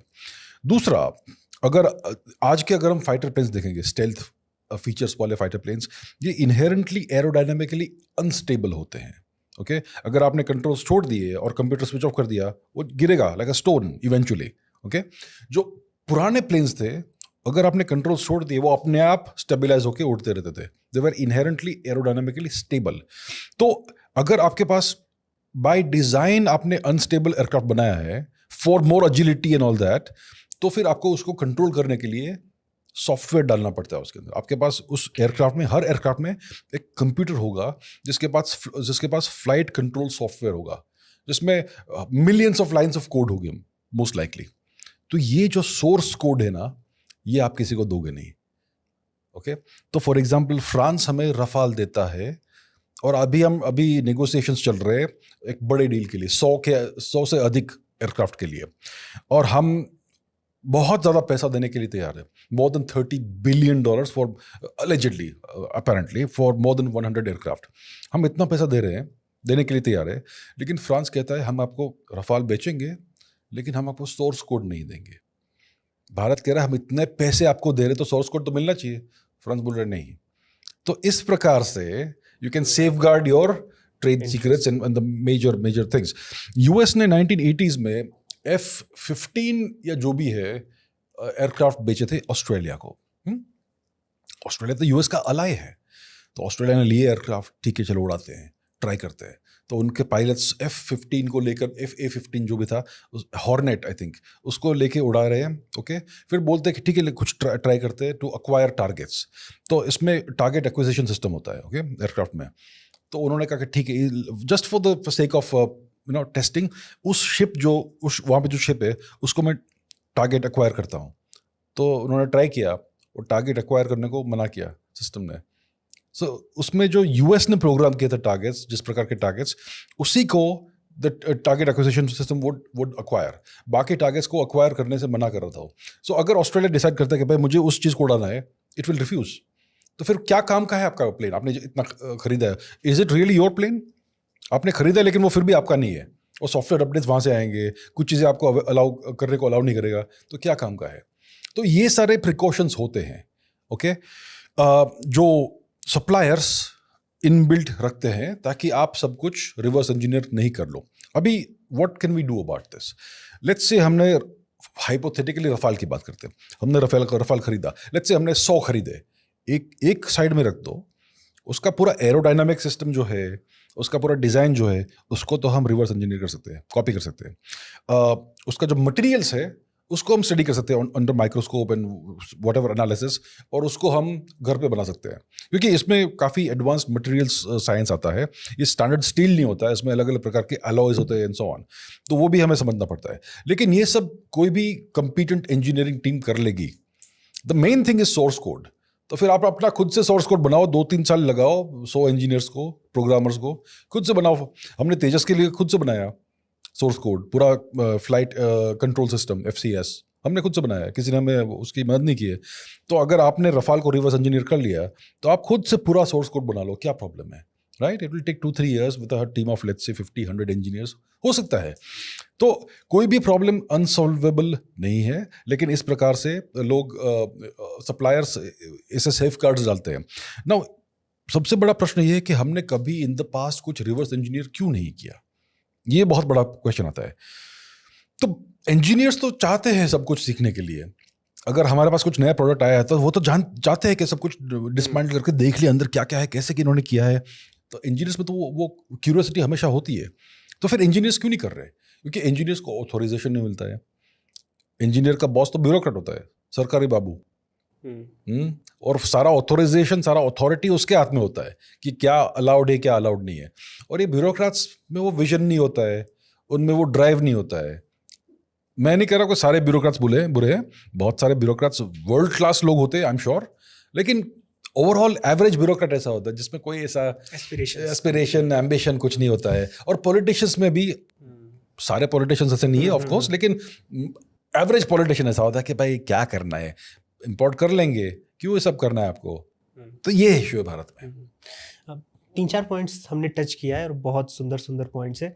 एक तो मैं ये, जैसे हमने ये डिफेंस इक्विपमेंट की हमने बात की, तो जैसे भी ऑपरेशन सिंदूर में हमारे कुछ इंडिजिनस सिस्टम्स भी बहुत अच्छा परफॉर्म किए इंडियन आर्मी के। जी हाँ। वहीं पर कुछ रिपोर्ट्स आती हैं कि जो चाइनीज़ डिफेंस इक्विपमेंट सिस्टम्स हैं, इनफैक्ट पाकिस्तान भी नहीं चाहता है कि वो चाइनीज़ सिस्टम्स पर अब रिलाई करे, वो रशियंस चाहता है। तो क्या चाइनीज़ डिफेंस सिस्टम अभी प्रैक्टिकल पर्पसेस के लिए टेस्टेड नहीं है? पहली बात यह है कि चाइना ने लास्ट जो युद्ध में पार्टिसिपेट किया था वो 1979 में था। 1979 के बाद चाइना ने कभी कोई युद्ध किया ही नहीं है। और वो 1979 में उन्होंने वियतनाम पर आक्रमण किया था, छोटा सा वियतनाम, और वो हार गए थे। तो 1979 में लास्ट वॉर था जो चाइना हार गया। उसके बाद से चाइना ने कभी कुछ वॉर किया नहीं है। तो उनका जो मिलिट्री है वो बैटल टेस्टेड मिलिट्री नहीं है। Okay, it is a inexperience military from a war perspective. दूसरी बात है कि चाइनीज़ टेक्नोलॉजी तो बहुत एडवांस्ड है, as we know, as far as we understand, ठीक है। और उन्होंने रेडार्स बेचे हैं पाकिस्तान को, उन्होंने कुछ long range missiles, air to air missiles, ground to air missile whatever, वो बेचे हैं पाकिस्तान को। और ऑपरेशन सिंदूर में हमने उनके रेडार्स नष्ट कर दिए, वो चाइनीज़ रेडार्स, और कुछ मिसाइल्स उनके विफल हुए, राइट, ये हम जानते हैं। तो इसका अर्थ क्या है? क्या चाइनीज सिस्टम्स अच्छे नहीं है? That's the question. अभी let's go back last year only, 2025 में 12 दिन का युद्ध हुआ था बिटवीन इजराइल एंड ईरान। उसमें इजराइल ने काफ़ी सारे एयर स्ट्राइक्स किए ईरान के ऊपर, पूरा इजराइल से उड़ के आया उनके एयरक्राफ्ट, ईरान के ऊपर उड़े, फिर उन्होंने एयर स्ट्राइक किए। उसके रिस्पॉन्स में ईरान ने बैलिस्टिक मिसाइल्स लॉन्च किए इजराइल के ऊपर, और कुछ जगह पे नष्ट किया उन्होंने टारगेट्स को, और बहुत सारे बैलिस्टिक मिसाइल्स इंटरसेप्ट हो गए। और जो बैलिस्टिक मिसाइल्स उन्होंने लॉन्च किए थे, उनके जो वॉरहेड्स थे काफ़ी वीक थे, एक्सप्लोजन्स बड़े नहीं थे। और फिर इवेंचुअली डोनाल्ड ट्रंप ने फोर्दो और नातांज जो न्यूक्लियर फैसिलिटीज़ है उन पे हैवी बॉम्बार्डमेंट किया। तो एसेंशियली 2025 में ईरान वॉर हार गया, और ऐसा हमें लगा। ओके, तो पूरे विश्व ने एक कंक्लूजन निकाला कि Iran capabilities are very poor, very mediocre. उनके बैलिस्टिक मिसाइल स्लो है, अच्छे नहीं है, ज़्यादा पावर नहीं है उनके वॉरहेड्स में, और उनके एयर डिफेंसेस इनफेक्टिव है। This was the conclusion from 2025। अभी इस साल जो वॉर हुआ उसमें पूरा अलग ही पिक्चर निकला कि ईरान अपनी कैपेबिलिटीज छुपा रहा था। और इजराइल को पूरी तरह से ध्वस्त किया है उन्होंने, और यूएस को भी हरा दिया है। Today Iran is the winner of the war. Donald Trump ने अलेजेडली कुछ MOU साइन किया है, which is kind of humiliation for him. Okay, तो ईरान ने यूएस और इजराइल के कॉम्बिनेशन को हरा दिया। तो last year they were hiding there capabilities. तो ऐसा भी पॉसिबल है कि चाइना अपने कैपेबिलिटीज हाइड कर रहा है। We should not discount that possibility. Okay, China ने जो रेडार्स और वेपन्स पाकिस्तान को एक्सपोर्ट किए, वो डेफिनेटली एक्सपोर्ट वर्जन्स होंगे, वो फुल वर्जन्स नहीं होंगे। So it's possible China has better versions in its own inventory. तो मैं कोई कंक्लूजन ड्रॉ नहीं करना चाहूँगा। मैं ये नहीं कहूँगा कि चाइनीज माल बुरा है। वो पाकिस्तान को जो उन्होंने बेचा, मे बी वो इंफीरियर माल था, और इंडिया तो अपने बेटर वर्जन से ही लड़े। हम तो फुल वर्जन से लड़ रहे थे, राइट? तो ऑब्वियसली हमने पूरा टैक्टिकल विक्ट्री हासिल किया वो 3 दिन वॉर में, ऑपरेशन सिंदूर में, और फिर वो बंद हो गया, सीज फायर हो गया, व्हाटएवर। तो मैं उस 3 दिन में जो एक्शन हुआ उसके बेसिस पर कोई कंक्लूजन ड्रॉ नहीं करना चाहूँगा about Chinese capabilities. I think we should take China very seriously. उसको अंडर एस्टिमेट करना अच्छी बात नहीं है, डेंजरस चीज़ है। और इसमें चाइना से जो हम सीख सकते हैं और उसके पीछे का मैं रीज़न भी जानना चाहूँगा, मे बी आपकी उस पर इंसाइट हो। जैसे हमने अभी भी देखा कि इनफैक्ट चाइना इतना ग्रो करने के बाद भी चाइना के सबसे ज़्यादा स्टूडेंट्स US जाते हैं। जी हाँ। जबकि US को वो भी इंटरनली, भले आउटवर्डली वो एक फ्रेंडली नेशन की तरह वो ट्रीट करते हैं, लेकिन इनवर्डली वो भी प्रिपेयर्ड है, वो उन्हीं से कम्पीट कर रहे हैं। US चाइना सिंगापुर भेजता है, और भी डिफरेंट कंट्रीज़ में भेजता है। उसके पहले भी हमने देखा, आपने बताया कि चाइना रशिया से ख़रीद रहा है, उसको रिवर्स इंजीनियर कर रहा है, दुनिया से दूसरी चीज़ लेके आ रहा है, वो माइक्रोसॉफ्ट के भी सॉफ्टवेयर्स की चिप कॉपी बना रहा है, मतलब एवरीथिंग इज़ ट्राइंग। और चाइना ये आज हम देख रहे हैं, बट हम इसको हम पास्ट कई हज़ारों वर्षों से देख रहे हैं कि वो इंडिया भी आते थे, इंडिया से भी सीखते थे, बुद्धिज़्म ही ऐसे गया। तो it is in their DNA learning. तो अगर हम क्या है कि हम अभी विश्वगुरु माइंडसेट में फंसे हुए हैं, और वो क्या है कि वो लर्निंग माइंडसेट में ही है तब से 2-3 हज़ार साल से। तो क्या आप कुछ कल्चरल कुछ आप कनेक्ट कर पाते हो कि ऐसे क्या कल्चरल रूट्स हो सकते हैं, क्या ऐसी अंडरस्टैंडिंग है कि they are not shying away from learning from others? तो आज का Bharat let's say low standards वाला, थोड़ा सा लो स्टैंडर्ड्स का कंट्री है, और आज का चाइना अपने स्टैंडर्ड्स कंटिन्यूसली इंप्रूव कर रहा है। ये क्या कल्चरल चीज़ है? Is it a manifestation of the deep culture of both nations? ये प्रश्न है। तो थोड़ा एग्जामिन करते हैं इसको। भारत का कल्चर बहुत ही पुराना है। हमारा इतिहास कम से कम 10,000 साल पुराना है। From the archaeological record we know that continuous civilisational continuity, cultural continuity लगभग 10,000 साल की है भारत में। चाइनीज सिविलाइजेशन 3, 4, 5,000 साल पुराना है। ओके, क्या उनका कल्चर हमसे सुपीरियर है? क्या उनका कल्चर ऐसा है कि वो कंटिन्यूसली इंप्रूव करेंगे और हमारा कल्चर है कि हम मीडियोकर रहेंगे? नहीं। आज हम अपने कल्चर से दूर चले गए हैं। आज जो हमारा गवर्नेंस सिस्टम है, एडमिनिस्ट्रेशन सिस्टम है, एजुकेशन सिस्टम है, ये सब inferior copies of western models है। ओके, हमारा जो गवर्नेंस सिस्टम है, this democratic bicameral legislature and all, ये सब बाहर से आया है। हमने इंफीरियर थर्ड रेट चीज़ें लेकर हम अपने ऊपर इम्पोज की है। ओके, ये जो वेस्टमिंस्टर सिस्टम ऑफ डेमोक्रेसी जो है, parliamentary system, this evolved over 1,000 years on a small island in the Atlantic ocean, England. उसको हमने एक सब कॉन्टिनेंट स्केल नेशन के ऊपर इम्पोज किया है। It's the worst system. इससे अच्छा होता हमने प्रेसिडेंशियल सिस्टम लिया होता। तो सबसे पहली बात यह है कि हमने ब्रिटिश कॉलोनियल सिस्टम को कंटिन्यू किया आफ्टर 1947, कुछ भी चेंज नहीं किया। वही एडमिनिस्ट्रेटिव सर्विस रखी हमने, वही एजुकेशन सिस्टम कंटिन्यू। आज हमें एजुकेशन सिस्टम में कंप्यूटर साइंस वो सब पढ़ाते हैं, लेकिन किस पद्धति से? 19th सेंचुरी कॉलोनियल स्टाइल में पढ़ाते हैं। रट्टा मारो, कुछ समझो मत। सिर्फ हम आपको कहेंगे कि आपको क्या सोचना है, हम आपको नहीं सिखाएंगे कैसे सोचना है। हम आपको कहेंगे क्या आपको सोचना है और क्या नहीं सोचोगे आप। हम लोग खुद सीखते थे कि माउस क्या होता है, उसकी डेफिनेशन लिखो। हाँ बस। लेट्स से अगर आपको कंप्यूटर साइंस लिखना है तो आपको एसे लिखने होंगे एग्जाम में। आपको प्रोग्रामिंग नहीं करना है, एसे लिखने हैं आपको एग्जाम में। अगर आपको स्पोर्ट्स सीखना है, आपको अगर स्पोर्ट्स में मास्टर्स डिग्री चाहिए फुटबॉल में, आपको एसे लिखने होंगे फुटबॉल के ऊपर। आपको जाके खेलना नहीं होगा। ये सिस्टम है भारत में, ये सिस्टम है इन्फीरियर मीडियोकर सिस्टम है भारत में। ये हमारा कल्चर नहीं है जी। This is not our culture. Our culture was culture of excellence.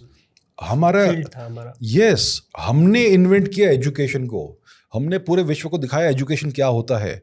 हमने विश्वविद्यालय सबसे पहले स्थापित किए हजारों वर्ष पहले, बाकी फिर दुनिया पिछले 500 साल में हमसे सीखी है। ओके, तो हमारा जो कल्चर है वो बहुत ही हाई स्टैंडर्ड्स वाला कल्चर है। आज जो सिस्टम चल रहा है वो बिल्कुल हमारे कल्चर से विपरीत है। ओके, और चाइना वेस्ट को कॉपी कर रहा है, चाइना यूएस को कॉपी कर रहा है। China admires the US, also competes with the US। तो यूएस ने जो भी किया है उसको चाइना एम्यूलेट कर रहा है आज, और इसलिए उनका इम्प्रूवमेंट का पेस काफ़ी रैपिड है।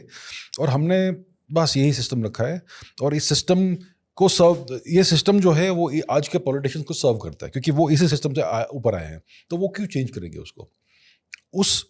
उस दलदल में हम फंसे हुए हैं इस समय। This is nothing to do with Indian culture. आज हम अपने कल्चर से धीरे धीरे दूर जा रहे हैं। हमारे एजुकेशन सिस्टम में हमारा कल्चर पढ़ाया ही नहीं जाता। आज के जो बच्चे हैं उनको पता ही नहीं है उनका कल्चर क्या है।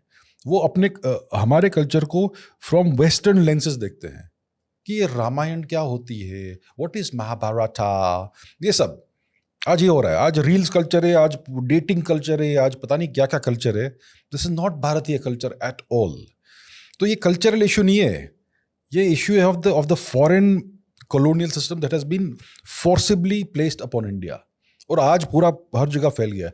आज देखिए एग्जाम्पल, ठीक है, चीन में पढ़ाई सिर्फ चीनी भाषा में होती है। क्वांटम मैकेनिक्स चाइनीज में पढ़ाएंगे, एस्ट्रोफिजिक्स चाइनीज में पढ़ाएंगे, कंप्यूटर साइंस चाइनीज में पढ़ाएंगे, सब कुछ चाइनीज में ही पढ़ाएंगे। जर्मनी में हर चीज जर्मन में पढ़ाई जाती है, फ्रांस में हर चीज फ्रेंच में पढ़ाई जाती है, जापान में हर चीज जापानीज में होती है, कोरिया में हर चीज कोरियन में पढ़ाई जाती है। सिर्फ भारत में एक फॉरेन लैंग्वेज को हम इंपोज कर रहे हैं अपने बच्चों पे। तो आप एक छोटे बच्चे हो, पहले तो आपको एक विदेशी भाषा सीखनी पड़ेगी, और फिर उसमें आपको ज्ञान प्राप्त करना पड़ेगा, वो भी डिस्टॉर्टेड ज्ञान। तो इससे मेंटल कॉलोनाइजेशन होता है, इससे इंफीरियरिटी कम्प्लेक्स आता है, उससे आप कोई भी एक भाषा एक्सेलेंस से बोल भी नहीं सकते हो। आज क्या है, इंग्लिश निकल के आ रहा है। It is a mongrel pidgin language, और जो लोग इंग्लिश बोलते हैं वो ना तो अपनी भाषा हिंदी ठीक से बोलते हैं, ना तो इंग्लिश ठीक से बोलते हैं। उनमें कोई एक्सेलेंस है ही नहीं। हमने ये इंफीरियर सिस्टम अडॉप्ट किए, इसीलिए भारत में हर जगह इंफीरियरिटी कम्प्लेक्स है और मीडियोक्रिटी है। जो अंग्रेजी भाषा है, सैडली मैं अंग्रेजी भाषा अपनी नेटिव भाषाओं से ज़्यादा अच्छी बोलता हूँ, because I am mentally colonised because of the system. तो ये चीज़ हमें चेंज करनी है, लेकिन आज तो हम इंग्लिश को और प्रोत्साहित कर रहे हैं।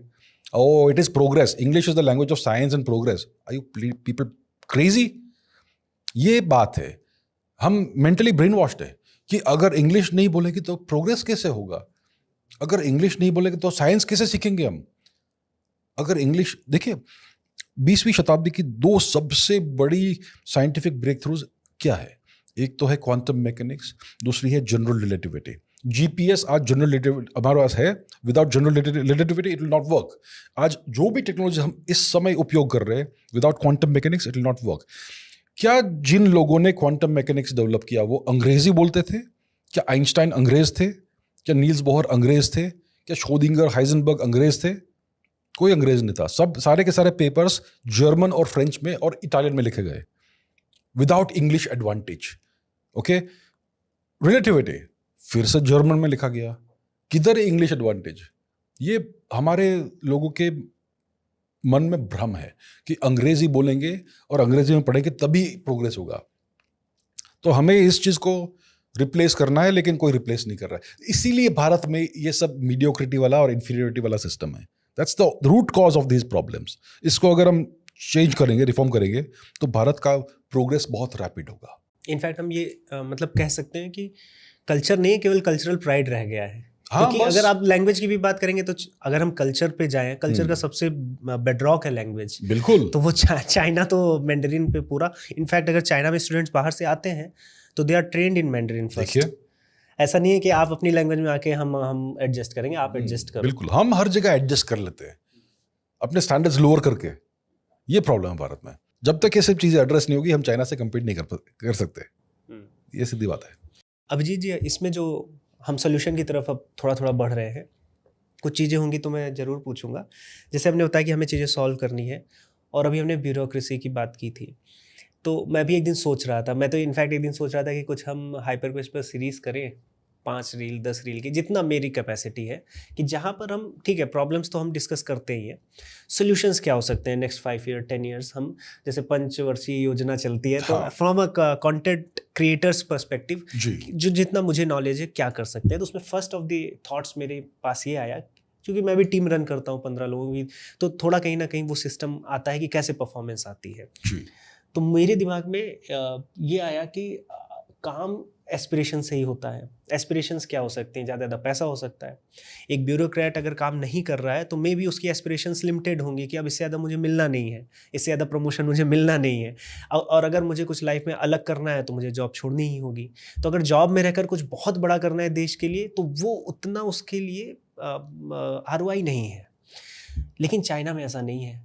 चाइना में ब्यूरोक्रेट्स जो हैं उनमें इंसेंटिव्स हैं, उनके पास एस्पिरेशन इतनी बड़ी है कि वो CCP के मेंबर्स बन सकते हैं। इनफैक्ट हम यही देखते हैं कि चाइना की जो स्टेट ओन्ड कंपनीज़ हैं वो भारत की प्राइवेट कंपनीज से बहुत बड़ी हैं। भारत में स्टेट ओन्ड PSUs तो ऐसा कुछ भी मुझे नहीं लग रहा है कि ओवरसीज़ कर रही हैं, बट अगर आप अफ्रीका चले जाएं या जहाँ जहाँ भी चाइना के मेगा प्रोजेक्ट्स हैं वो स्टेट ओन्ड कंपनीज कर रही हैं। इनफैक्ट अडानी उनसे लड़ रहे हैं एयरपोर्ट्स लेने के लिए, ये प्रोजेक्ट्स लेने के लिए। तो कितनी ज़रूरत है आज भारत को कि जो भारत का, जैसे आपने बोला कि प्रधानमंत्री आएंगे जाएंगे, मंत्री बदलते रहेंगे, लेकिन जो काम करने वाले लोग हैं वो ब्यूरोक्रेट्स ही हैं। तो कितनी ज़रूरत है कि हम ब्यूरोक्रेट्स को इंसेंटिवाइज करें, हम उनकी परफॉर्मेंस बेस्ड बोनसेस दें, या हम उनको टारगेट्स रखें। ये मिनिमम टारगेट्स पे तो आपका बेस सैलरी है, लेकिन इस टारगेट के आप ऊपर जाएंगे तो आपको इस तरह का प्रमोशन है, इस तरह का बोनस है। हमें क्योंकि आप ह्यूमन बिहेवियर्स को तो रशिया यहीं पर फेल भी हुआ था, जितनी मेरी अंडरस्टैंडिंग है कि रशियन इंडस्ट्रीज़ और चाइना भी शुरू में जो 20 साल फेल हुआ अपनी आज़ादी के बाद, उसमें भी रीज़न यही था कि उनके पास इंसेंटिव्स नहीं थे। किसान किसानी कर रहा है तो जितना आएगा उतना सरकार को दे देना है। लेकिन जब बाद में रिफॉर्म्स हुए तो ये हुआ कि सरकार को तो तुम्हें देना है, लेकिन उसके ऊपर तुम बना लिए तो तुम्हारा है। तो नाउ एक ये बढ़ गया कि मैं मेहनत करूँगा तो मुझे कुछ मिलेगा। तो ये सिस्टम भारत को क्यों आपको लगता है कि इम्प्लीमेंट करने में क्या समस्या आ रही है? क्यों नहीं दिख रहा है कि जब आप प्राइवेट सेक्टर्स को अच्छे उससे देखते हो, कहीं ना कहीं आप प्राइवेट प्रैक्टिसेस को गवर्नमेंट जॉब्स में लेकर भी आ रहे हो, PSUs को भी स्ट्रांग देखना चाहते हो, तो क्यों नहीं हमारी जो एडमिनिस्ट्रेशन है, जो ब्यूरोक्रेसी है, उसमें ये परफॉर्मेंस एलिमेंट्स आना चाहिए जिससे कि हमारे काम तेज हो सके? जी, भारत में एक इशू है कि हम मेरिट को रिस्पेक्ट नहीं करते। अगर किसी ने कुछ परफॉर्म किया है तो उसको रिकग्निशन नहीं मिलता, उसको क्रेडिट नहीं मिलता। अगर मेरिट मतलब इक्वालिटी, एक्चुअली जो सबको सेम स्टार्टिंग पॉइंट दो और फिर कौन जितना आगे जाता है उसको रिवॉर्ड करो, ये पहली बात है। तो ये एक बहुत बड़ा इशू है भारत में कि it causes divisions in society. बहुत लोग फ्रस्ट्रेट हो जाते हैं भारत में कि मैंने इतने अच्छे मार्क्स निकाले एग्जाम में लेकिन मुझे सीट नहीं मिली, और जिसके पास मेरे से 25 कम मार्क्स है उसको मिल गई सीट। लोग छोड़ देंगे भारत को इसी कारण से, चले जाएंगे भारत से बाहर, क्रीम छोड़ देंगे। हाँ, cream, the best people will leave India. तो ये एक बहुत बड़ा सेंट्रल इशू है भारत में। लेकिन वोट्स तो रिजर्वेशन से मिलते हैं। तो ये पॉलिटिकल सिस्टम में बहुत बड़ा प्रॉब्लमेटिक है कि आप अपीजमेंट करो, आप फ्रीबीज दो, तब आपको वोट मिलेंगे, तो फिर वही सिस्टम चलता रहेगा और मीडियोक्रिटी चलती रहेगी भारत में। तो ये बहुत बड़ा इशू है। दूसरी बात, आपने ब्यूरोक्रेसी की बात की, ब्यूरोक्रेट्स में भी रिजर्वेशन होते हैं, तो वो भी उधर भी एप्लीकेबल है। नाउ सेकेंडली, हमारे जो ब्यूरोक्रेट्स जो है वो किस प्रकार से सिलेक्ट होते हैं एज ब्यूरोक्रेट्स? वो IAS एग्जाम देके उसमें लंबे ऐसे लिखने पड़ते हैं, पता नहीं क्या क्या करना पड़ता है। क्यों ऐसा? क्यों? राइट? तो उसको रिफॉर्म करने की ज़रूरत है। To find the right people you to change the process of recruitment, right? तीसरी बात यह है कि एक बार आप IAS ऑफिसर बन गए, आपके पास जीवन भर जॉब है। आपने जो कुछ भी किया, बुरे से बुरी चीज़ की, आपको सस्पेंड करेंगे 15 दिन के लिए, 30 दिन के लिए, आपको ट्रांसफ़र कर देंगे। आप कभी फायर नहीं हो सकते, आपकी जॉब कभी नहीं जाएगी। और क्यों नहीं जाएगी जी? अगर आप प्राइवेट सेक्टर में हो, आपने कोई बड़ी गलती कर दिया, फिर कुछ खराब गलत काम कर दिया, यू विल बी फायर्ड, आपका जॉब गया इफ यू डिजर्व इट। तो इस सेक्टर में क्यों नहीं है ऐसा? किसी के पास लाइफ लॉन्ग जॉब है तो फिर उसमें उसके पास क्या इंसेंटिव है कुछ करने का? बस साहब बन गए, बैठेंगे, अभी राज करेंगे, ये बहुत लोगों में, बहुत ब्यूरोक्रेट्स में ऐसा एटीट्यूड होता है। सब में नहीं होता है, बहुत में होता है। और क्यों नहीं आप टेम्पररी रिक्रूटमेंट लाओ 3 साल के लिए, 5 साल के लिए, बेस्ड ऑन स्पेशलाइजेशंस, कि आप इस सेक्टर में स्पेशलिस्ट हो। लेट्स से आप मैकेनिकल इंजीनियर हो, आपने बहुत अच्छे प्रोजेक्ट्स किए, क्यों नहीं गवर्नमेंट उनको 3 साल का या 5 years का कमीशन दे एट हाई पे, सो दैट वो अपनी स्पेशलिटी, अपनी एक्सपर्टीज ट्रांसफर करे टू अदर ब्यूरोक्रेट्स। तो ऐसे सारे स्कीम्स क्यों नहीं है भारत में? Why don't we professionalise the service? ये इश्यूज है। डेमोक्रेसी रहते तो हमारे लिए नहीं, डेमोक्रेसी में पॉसिबल है ये सब, सिर्फ रूल्स चेंज करने हैं, आपको लॉज चेंज करने हैं। डेमोक्रेसी में क्यों नहीं पॉसिबल? छोटा सा चेंज हमने ट्राई किया था कि हम टीचर्स की जीपीएस लोकेशन रखेंगे just to assess their attendance. नहीं ये सब थोड़ी चलेगा। नहीं चल बे। तो उसकी बर्बादी हो गई। आप कह रहे हैं कि 5 साल के लिए आईएएस लेंगे, पूरा वो कोई किसी हिम्मत नहीं होगी किसी पार्टी की ऐसे चीजों पे बात करने की। तो यही तो फ्लॉ है बेसिक हमारे पॉलिटिकल। इसीलिए हमें अशोक मौर्य चाहिए, इसीलिए हमें कनिष्क चाहिए। सबको सीधा कर देंगे एक दिन में, सबको सीधा कर देंगे। तो ये प्रॉब्लम है भारत में। देखिए, ये स्ट्रक्चरल इश्यूज है जिसके कारण हमारे स्टैंडर्ड्स बहुत लो रहते हैं।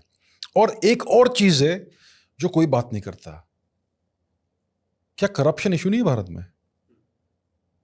करप्शन के बारे में तो कोई बोलेगा ही नहीं। Corruption is the central problem allegedly Bharat में। अगर हमने उस चीज के ऊपर युद्ध नहीं छेड़ा तो भारत कभी सुधरेगा नहीं। इनफैक्ट मैं पता नहीं है कंट्रोवर्शियल होगा क्या होगा, विकिपीडिया का ये डेटा है, मेरा नहीं है, कि सुप्रीम कोर्ट के जितने भी चीफ जस्टिसेस रहे हैं आज तक हिस्ट्री में, वो केवल 200 फैमिलीज से हैं। अच्छा, ये मुझे पता नहीं है, बट ओके। तो it was shocking to me. अच्छा, कि भारत की केवल 200 फैमिलीज से ही भारत के सारे चीफ जस्टिस आए हैं सुप्रीम कोर्ट में। अब ये हो सकता है विकिपीडिया का डिस्टॉर्टेड डेटा भी हो, तो बट ये ऐसा डेटा मैंने पढ़ा था। तो इट्स वेरी सैड। इसको बोलते हैं अंकल सिंड्रोम कुछ करके। अच्छा, कि मेरा भतीजा ही जज बनेगा। अच्छा, ऐसा कुछ अंकल सिंड्रोम। तो ये सब इश्यूज हैं, क्योंकि आप यहाँ मेरिटोक्रेसी को आप की हत्या ही कर रहे हैं। जी हाँ, बिल्कुल। क्योंकि आप अपने परिवार में इस तरह से एक और इशू, क्या ये कल्चरल की बात हो रही थी कि हम अमीरों को बहुत गंदी नज़र से देखते हैं इंडिया से। जैसे हम ट्रम्प को देखते हैं तो वो मार्क जकरबर्ग, इलॉन मस्क, सुंदर पिचाई और सबको लेके चाइना पहुंच जाते हैं। बट मोदी जी अडानी को लेके नहीं कहीं जा सकते, अंबानी को लेके नहीं जा सकते।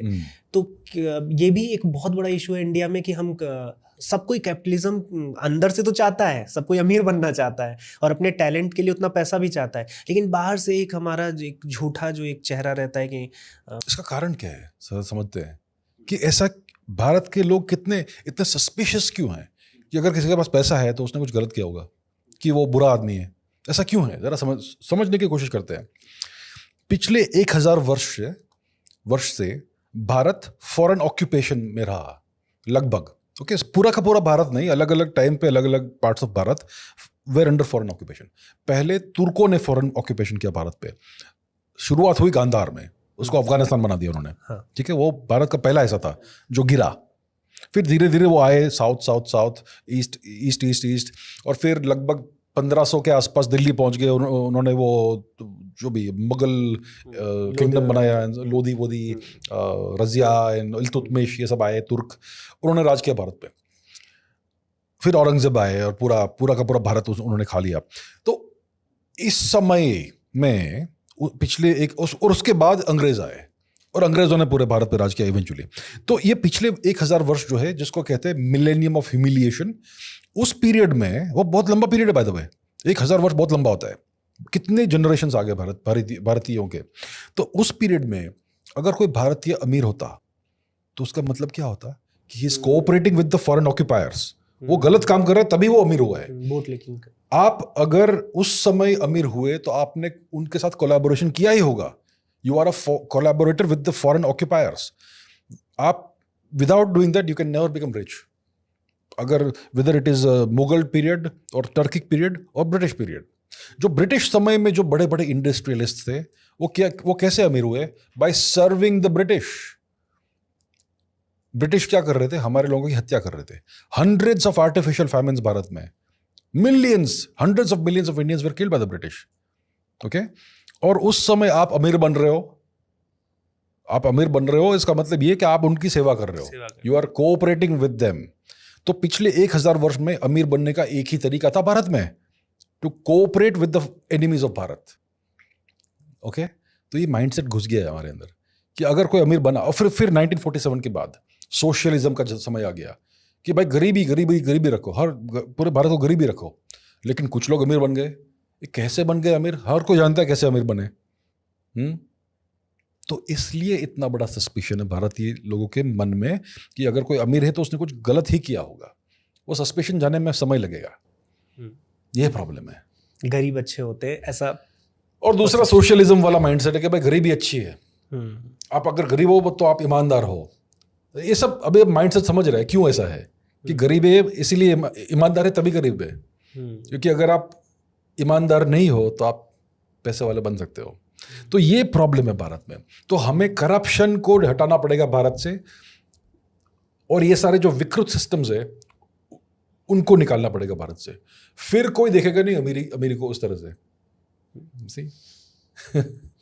अब जी एक चीज़ और जो मैंने नोटिस की कि मोस्टली मैंने देखा है कि चाइना मोस्टली अपनी स्ट्रेंथ्स पे बहुत खेलता है।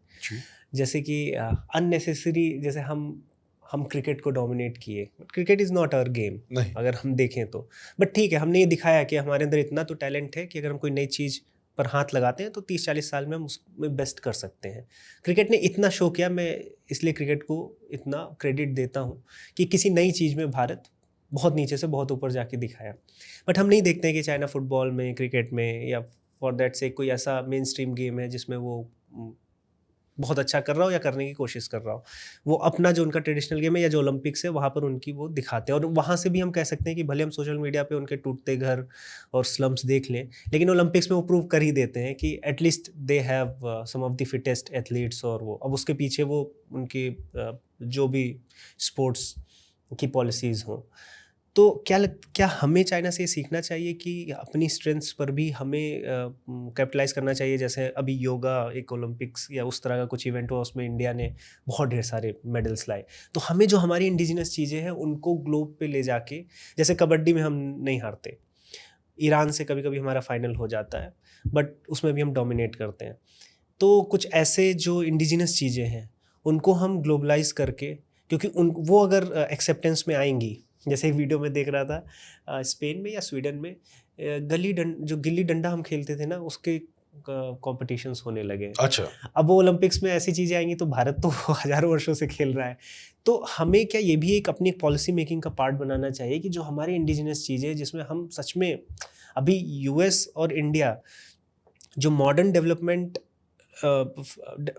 के जो फैक्टर्स हैं उन पर हम compete करने जाते हैं, तो ऑब्वियसली हम पीछे, हम उस पर कैचअप कर रहे हैं। बट बहुत सी ऐसी फील्ड हैं जैसे योगा है या कुछ स्पिरिचुअल मेडिटेशंस है, तो उसमें बहुत आगे हैं। इनफैक्ट वो उस पर रिसर्च भी कर रहे हैं। तो हमें इन चीज़ों को और थोड़ा इन्फोर्स करना चाहिए ग्लोबल लेवल पे। इनफैक्ट इस पर इंडिजिनस रिसर्च करके हमें प्रूव करना चाहिए कि ये चीज़ें काम करती हैं, क्योंकि अगर ये चीज़ें एक्सेप्ट होंगी तो इंडिया इसमें पहले से ही वो फर्स्ट पोजीशन पे रहेगा। तो क्या करना चाहिए भारत को? भारत के पास बहुत सारी स्ट्रेंथ्स है। जो स्ट्रेंथ्स जो हमारी है वो हमारा हेरिटेज है, cultural heritage, civilisational heritage. For example Ayurveda, योग, हमारे इंडिजिनस मार्शल आर्ट्स और बहुत सारी चीज़ें, हमारे टूरिज्म स्पॉट्स। एसेंशियली भारत के पास सारे इंग्रेडिएंट्स है to become a global tourism super power, cultural super power. लेकिन हम उन स्ट्रेंथ्स के ऊपर प्ले नहीं करते। चाइना कर रहा है।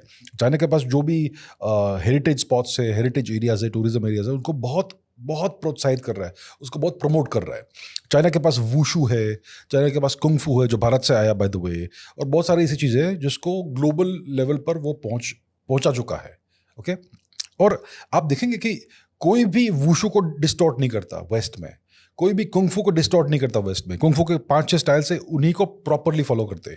योग को देखिए, drunk yoga, goat yoga, hot yoga, power yoga, smoking yoga, cigar yoga, पता नहीं क्या क्या योगा, हर चीज़ को डिस्टॉर्ट कर रहा है वेस्ट। तो चाइना का कुछ डिस्टॉर्ट क्यों नहीं हो रहा है और भारत का सब कुछ क्यों डिस्टॉर्ट हो रहा है? हमने वर्ल्ड योगा डे एस्टैब्लिश कर दिया, ग्रेट। उसके बाद क्या किया हमने? चाइना में जो कुंग-फू है वो भारत से आया लगभग 2000 साल पहले, ठीक है। वो डिस्टॉर्ट क्यों नहीं होता वेस्ट में? क्योंकि चाइना के पास एक इंस्टीट्यूशन है जो डिसाइड करता है व्हाट इज कुंग फू and what is not kung फू। उस इंस्टीट्यूशन का नाम है शाओलिन टेम्पल, एक धार्मिक टेम्पल है वो। वहाँ पे कुंग फू का सबसे पहले टीचिंग हुआ था बाय बोधिधर्मा, जो एक भारतीय मंक थे, और वो लगभग 1,500-2,000 साल पुराना इंस्टीट्यूशन है, नॉट 2,000 लेकिन लगभग। तो जो शाओलिन टेम्पल कहता है कि दिस इज कुंग फू, तो वही कुंग फू होता है। और कोई कुछ और करता है तो वो कुंग फू नहीं है, वो शाओलिन टेम्पल बोलेगा। तो Shaolin temple is the final authority of what is kung फू। भारत में योग के बारे में ऐसा कोई अथॉरिटी है ही नहीं, हमने कोई योगा स्टैंडर्ड्स इंस्टीट्यूट बनाया ही नहीं है। तो हम बस सब कुछ स्लोगन के नाम पे करते हैं, स्लोगन, ठीक है, वर्ल्ड योगा डे हो गया, बहुत अच्छा। उसके बाद आपने कुछ किया to reclaim yoga and make India the authority, final authority in yoga? कुछ नहीं किया। ये कोई मुश्किल चीज़ है क्या ये करना? बिल्कुल मुश्किल नहीं है, लेकिन हम नहीं करते। टूरिज्म की बात देखिए, हमारे पास कितने महान अच्छे पुराने टूरिज्म स्पॉट्स है। यूएस में 150 साल पुरानी चीज़ को टूरिज्म स्पॉट बनाते हैं, हिस्टोरिकल स्पॉट बनाते हैं वो, और पैसे चार्ज करते हैं एंट्री के लिए। भारत के पास तो हज़ारों वर्ष पुरानी टेम्पल्स है, महल है, पैलेसेस है, एरियाज है, हम उनको बिल्कुल ऐसे ही टूटी फूटी अवस्था में रखते हैं। हमारे पास कितने अलग अलग प्रकार के बहुत ही अच्छे अच्छे डांसेस है, भरतनाट्यम है, कुचिपुड़ी है, मोहिनी अट्टम है, मणिपुरी है, कथक है, क्या कुछ नहीं है? क्यों नहीं हम इन सारे अलग अलग आर्ट्स के बड़े बड़े इंस्टीट्यूशन क्यों नहीं बनाते हर स्टेट में? ओके, हमारे पास दुनिया का सबसे पुराना और महान म्यूजिक ट्रेडिशन है, क्लासिकल म्यूजिक, रागस। क्यों नहीं हमारे जो म्यूजिशियंस है, क्यों नहीं रागस को मॉडर्न इंस्ट्रूमेंट्स पे प्ले करते? पूरा विश्व भर का इनोवेशन हो जाएगा। Raga music is the most profound and most moving music in the world. आज किसी को पता ही नहीं राग क्या होता है भारत में। ये सब प्रॉब्लम्स है भारत में, और इनका सोल्यूशन इतना कोई डिफिकल्ट नहीं है। नेक्स्ट 10 वर्ष में हम एक ग्लोबल टूरिज्म और कल्चरल सुपर पावर बन सकते हैं अगर भारत के गवर्नमेंट्स में, लोकल एंड सेंट्रल गवर्नमेंट थोड़ा सा विजन हो और इनिशिएटिव हो। चीन ये सब कर रहा है। चीन के पास जितनी भी स्ट्रेंथ्स है उन सब के ऊपर डबल डाउन कर रहा है चीन। और चीन का 3-4 हज़ार साल पुराना सिविलाइजेशन है, तो उनके पास स्ट्रेंथ्स बहुत सारी है। अब सोचिए हमारा सिविलाइजेशन 10,000 वर्ष पुराना है एटलीस्ट, हमारे कितनी स्ट्रेंथ्स है, लेकिन हम उन सब को फ्रिटर अवे कर रहे हैं। हमारा जो ASI है वो सिर्फ मुगल मॉन्यूमेंट्स को प्रिजर्व करता है। हमारे पास सरस्वती जो रिवर है, उसके ड्राई रिवर बेड है, उसके आसपास लगभग 2-3 हज़ार अनएक्सप्लोर्ड आर्कियोलॉजिकल साइट्स है, उसको कभी एक्सप्लोर नहीं करेंगे। ये सब भी हमारा कल्चरल हेरिटेज है। तो this will further show the antiquity of India. तो क्यों नहीं हम आयुर्वेद पे प्रॉपर रिसर्च करते हैं? आयुर्वेद में कितनी सारी औषधियां हैं, जड़ी बूटियां हैं जो सिर्फ फोक मेडिसिन कही जाती है। क्यों नहीं हम उनके ऊपर मोलेकुलर एनालिसिस करते हैं और एक्चुअल जो एक्टिव इंग्रेडिएंट्स है, ब्राह्मी में कौन सा एक्टिव इंग्रेडिएंट है, त्रिफल में कौन सा एक्टिव इंग्रेडिएंट है, एट्सेट्रा। क्यों नहीं ये सब करते हम properly through 21st century science combined with thousands of years of Indian Ayurvedic tradition? फिर और हमें वेस्ट से कोई एक्सेप्टेंस नहीं चाहिए, हमारे खुद के ही पब्लिकेशंस होने चाहिए जहाँ पे सब कुछ पब्लिश हो, और वेस्ट यहाँ पे आके पढ़ना चाहिए। ये सब क्यों नहीं इनिशिएटिव्स होते हैं? और हम अपने जर्नल्स बना सकते हैं, हम दूसरे जर्नल्स में जाके। दूसरा, आपने जैसे बोला आयुर्वेद में, अभी मैंने एक पॉडकास्ट किया था अश्वगंधा पर, उनकी रिसर्च है, काफ़ी अच्छे इंडियन साइंटिस्ट हैं और पेटेंट भी उन्होंने लिया है। अब आप देखिए कि अश्वगंधा पर उनका जो काम है वो वर्ल्ड WHO रिकॉग्नाइज्ड काम है। तो अगर आप अपने इंडिजिनस चीज़ों पर थोड़ा समय भी अगर दें कि हम रिसर्च करना शुरू करें, हो सकता है उसमें 50% चीज़ खराब भी होंगी, बाहर जाने दीजिए। कम से कम मुझे लग रहा है अभी इंडिया को, जो मैं कल भी सोच रहा था कि 20 साल इंडिया को अपनी जितनी भी इंडिजिनस चीज़ें हैं एटलीस्ट उन पर शोध करके फिल्टर आउट कर लेना चाहिए। बिल्कुल। क्योंकि क्या हो रहा है कि हम ना शोध कर रहे हैं, हम केवल प्राइड लेते रहते हैं, उसका कोई हमें प्रैक्टिकल यूज़ भी नहीं दिखता है, तो हमारा सब कुछ खोखला हो जाता है। प्राइड हम कर रहे हैं आयुर्वेद पे, हम एलोपैथी रहे हैं, तो फिर हम आयुर्वेद को टेस्ट करके हटा देना, हम एलोपैथी की तरफ बढ़े। ये बीच का जो आपने बोला दलदल, ये दलदल से निकलना है हमें। अगर हमें प्राइड लेना भी है तो ऑब्वियसली अगर हमारी 10,000 साल की सिविलाइजेशन है तो 10,000 साल में 100% चीज़ तो सही नहीं होंगी, क्योंकि 100% चीज़ सही है तो ये भी एक अलग टाइप ऑफ आप कह सकते हैं ब्रेन वॉश माइंडसेट है कि सब कुछ अच्छा है। लेकिन अगर हम सब कुछ अच्छा को लेकर केवल हम गर्व गर्व गर्व प्राइड प्राइड प्राइड करते रहेंगे तो मुझे लग रहा है कि जितनी भी चीज़ें, जितनी भी फील्ड है, अभी IKS का एक आया है, इंडियन नॉलेज सिस्टम पर काम हो रहा है, नेक्स्ट 25 साल 20 साल थॉरली रिसर्च करके जितनी भी आउटडेटेड चीज़ें हटानी चाहिए, जितनी चीज़ें हमारे काम आ सकती हैं तो उसको आगे लेके उसको प्रमोट करना चाहिए, सो दैट कि हम अपनी स्ट्रेंथ्स पर प्ले कर पाएँ। जी हाँ, हम लोग कंक्लूज़न की तरफ अभिजीत जी पहुंच गए। कंक्लूज़न मैं ऐसा लूँगा कि अभी तो जो करंट स्थिति है और जो हिस्टोरिकल हमारा पास्ट रहा है उसमें हमने काफ़ी डिस्कशन किया। जैसे प्रोजेक्शंस है वैसे 2075 के अराउंड तक भारत और चाइना बहुत बड़ी ग्लोबल पावर, अगर कुछ गलत हम ना करें और कुछ ऐसी वॉर सिचुएशन या कुछ भी हम ऐसा ना करें जो हमारी इकॉनमी डाउन हो, फिर भी हम ले तो हम मेजर आप बोलते हैं सुपर पावर अभी मत बोलो, 75 में हम मानते हैं कि दो अच्छी ताकतें जो कि थी भी, नेचुरली भी थी, पहले भी थी, ऐसा नहीं है कि, तो वो एक विश्वास के साथ अगर हम देखें तो अराउंड 75 तक चाइना और इंडिया बहुत बड़ी पावर्स बनेंगी। आपको क्या लगता है गोइंग फॉरवर्ड, क्या भारत और चाइना के रिलेशंस में कहीं कोर्डियलिटी मतलब कुछ फ्रेंडशिप आ सकती है, एलाइज बन सकते हैं, या अब जो स्थिति है वहाँ यहाँ से उनके बीच में वो दिक्कतें ही रहेंगी और खुल के वो फ्रेंडशिप जिसे हम कहते हैं कि हाँ अभी चूँकि दोनों ही देश कॉलोनाइज रहे, दोनों ही डीकोलोनाइजेशन से भारत कुछ ज़्यादा ही लड़ता है, क्योंकि भारत ने, आपने जैसे बोला कि 47 के बाद तो उसको कंटिन्यू ही किया है। इनफैक्ट मैं विकिपीडिया का पेज, जैसे कि मैं आपको भी बता रहा था कि विकिपीडिया के पेज पे आप देखिए, हम साइंस की बात करें या टेक्नोलॉजीज़ की बात करें तो रेयरली चाइना और इंडिया का नाम आता है, स्पेशली हिस्ट्री में। कि और वो शुरू भी ऐसा भी नहीं है कि वो हिस्ट्री 1500 या 1600 से शुरू कर रहे हैं और अभी क्वांटम फिजिक्स और अभी तक आ रहे हैं तो चलो उसमें इंडिया चाइना इतना, उसमें भी इंडिया चाइना का काफ़ी कंट्रीब्यूशन अगर हम देखें क्वांटम फिजिक्स और इसमें भी देखें तो चंद्रशेखर जी, ये बहुत लोग हैं। इनफैक्ट पूरा जो पश्चिम बंगाल कोलकाता तो हब ही था फिजिक्स का, मेघनाथ साहा और एंड ऑल। लेकिन आपको वो नहीं दिखता है विकिपीडिया के पेज पे, आपको इंडिया चाइना रेयरली मेंशन होता है जब भी हम हिस्ट्री ऑफ साइंस की बात करते हैं। ऐसा तो ये तो बिल्कुल ही एक तरह से हम देखते हैं कि बायसेस हैं। तो ऐसे में क्या इंडिया और चाइना कभी रियलाइज़ कर सकते हैं कि we were alienated in the beginning of 21st century और अब हम 2040-50 के अराउंड हम काफ़ी अच्छा हम कर रहे हैं, तो रेदर देन बीइंग एनिमीज़ हम एलाइज भी हो सकते हैं और कॉर्डियल रिलेशनशिप भी हमारी हो सकती है, या फिर नहीं अब ये है कि दो ये एक जैसे कि US और रशिया एक समय बाइपोलर वर्ल्ड बना था, वैसे अब इंडिया और चाइना बनेगा in coming like in next 50 to 60 years.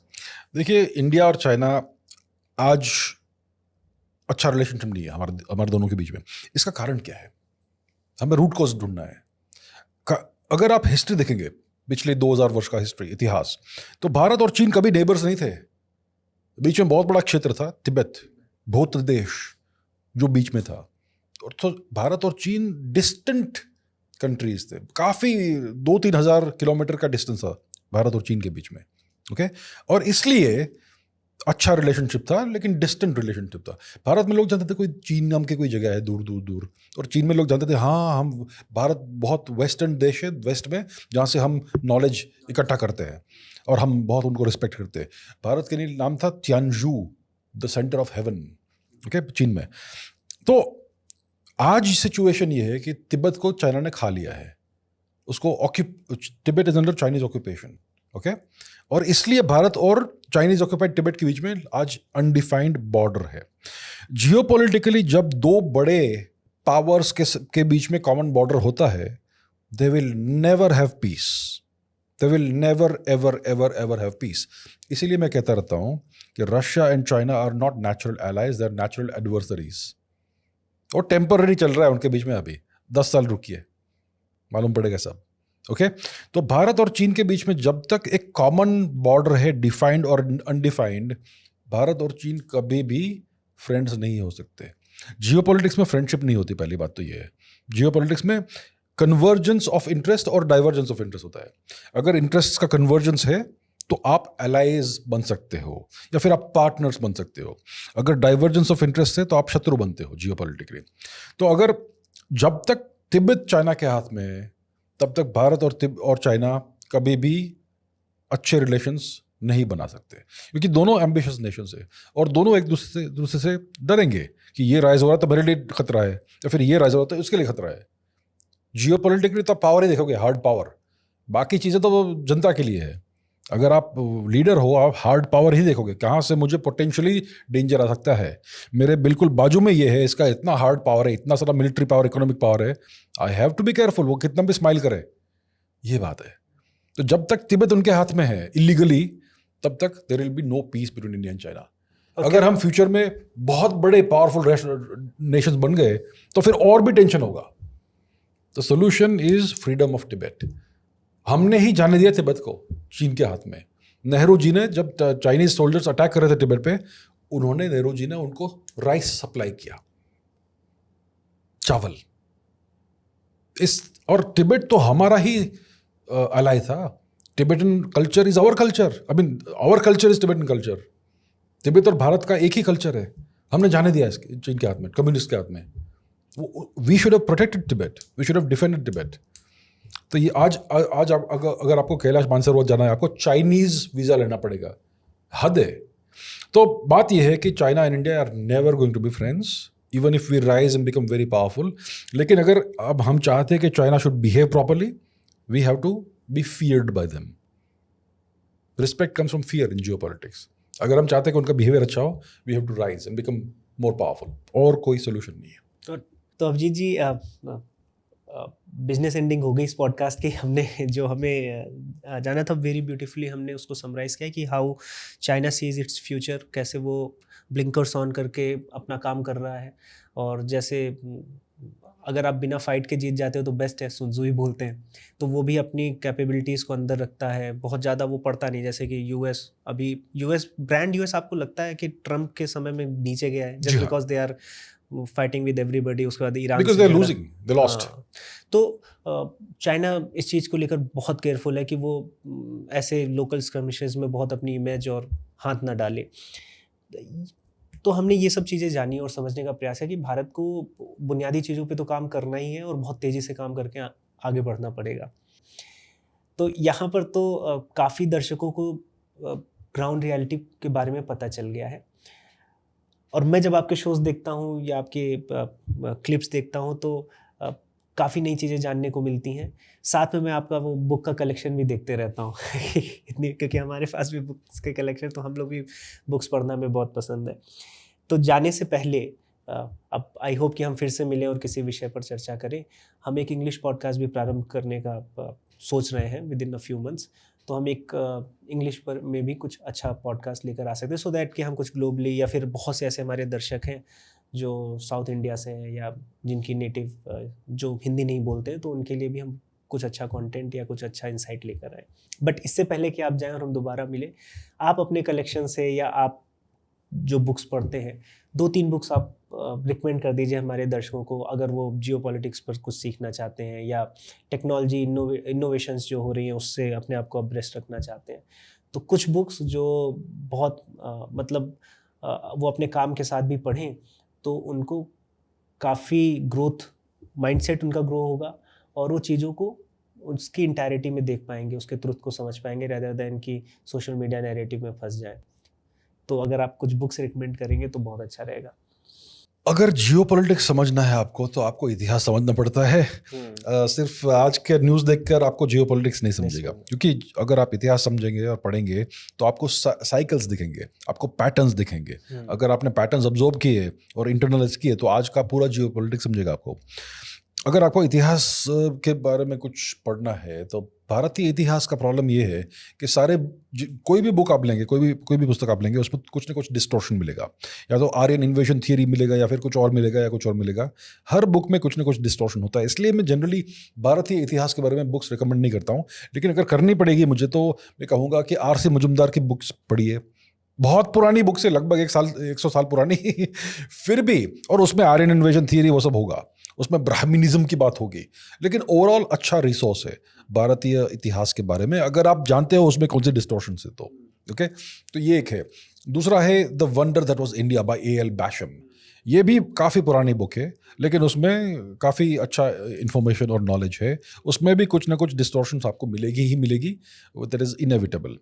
अगर आपको ग्लोबल हिस्ट्री के बारे में, वर्ल्ड हिस्ट्री के बारे में बुक्स पढ़नी है तो I can recommend the story of civilisation by Will Durant. ये 12 वॉल्यूम बुक सेट है, it's a pretty big thing, लेकिन और काफ़ी पुराना है once again, but also very very relevant, very interesting book. मैंने तो ये बचपन में पढ़ी थी बुक्स। अच्छा। या तो ये इतिहास के बारे में रिकमेंडेशन से। When it comes to science technology books, मैं जनरली रिसर्च पेपर्स पढ़ता हूँ, तो I don't really know about that. तो या ये मेरी बुक रिकमेंडेशन है इस समय के लिए। और जैसा कि आपने बोला कि आपको आपको बुक रीडिंग नहीं करनी है, आपको थोड़ा सा मल्टीपल सोर्सेज से ये भी प्रिपेयर्ड रहना है कि डिस्टॉर्शंस कहाँ हो सकते जी हैं। हाँ। आप हाईलाइट करके रखो, उसको आप वेरीफाई कर सकते हो। ऐसा भी नहीं कि आप अपने बायसेस के साथ भी उसको, जैसे मेरे साथ क्या हुआ कि पहले मैं बहुत वेस्टर्न वर्क्स पढ़ता था, then I shifted to Indian works. जी। फिर उसके बाद अभी मैं फिर से कुछ वेस्टर्न वर्क्स को पढ़ना शुरू किया, तो अभी मेरी जो अंडरस्टैंडिंग है दोनों तरफ की हो गई, तो आई कैन सी कि कहाँ पर वो चीज़ें हो सकती हैं। जी हाँ। इनफैक्ट अभी मैं बिगिनिंग ऑफ इन्फिनिटी पढ़ रहा हूँ डेविड ड्यूजी की, तो बहुत अच्छी रीजनिंग से वो साइंटिफिक मेथडोलॉजी को समझाते हैं, लेकिन कहीं ना कहीं वो वेस्टर्न की वेस्ट सुपीरियर है, जी हाँ, जी हाँ। तो वो आता है, तो मैं उसको हाईलाइट कर लेता हूँ कि ठीक है, हो सकता है मैं एशिया में बैठा हूँ, इंडिया में बैठा हूँ, मेरे लिए ये बात जो है ज़्यादा मुझे वो परेशान कर रही है, बट इसकी ऑथेंटिसिटी क्या है, इसमें कितनी गहराई है, इसको मैं बाद में इन्वेस्टिगेट कर सकता हूँ, तो मैं हाईलाइट करता हूँ। तो आप रीडर बनिए, लेकिन रीडर बनने के साथ साथ ये बहुत इंपॉर्टेंट है, क्योंकि आपको ऐसा कोई वर्क मिलने वाला नहीं है कि जहाँ पर कुछ बायसेस या कुछ डिस्टॉर्शंस या कुछ भी ऐसा हो जो जिसको आप अंडर स्क्रूटनी नहीं ले सकते। तो बहुत अच्छा लगा अभिजीत जी आपके साथ बैठकर, हमने इंडिया और चाइना रिलेशनशिप पर बात की, इंडिया की स्ट्रेंथ्स क्या है, चाइना की स्ट्रेंथ्स क्या है, दोनों कैसे आगे बढ़ रहे हैं, दोनों को लेकर दोनों सिविलाइजेशन किस तरह से शेप हुई हैं, और क्या चीज़ें इंडिया को अभी खासा ध्यान रखना है जब हम आगे बढ़ रहे हैं। तो इसी के साथ मैं फिर से आपको धन्यवाद करूँगा कि आपने समय निकाला, और फ्यूचर में भी कभी आप दिल्ली आइए तो फिर से हम किसी टॉपिक पर अवश्य बैठेंगे। तो बहुत बहुत धन्यवाद। बहुत धन्यवाद जी, बहुत धन्यवाद। Thank you so much for having me.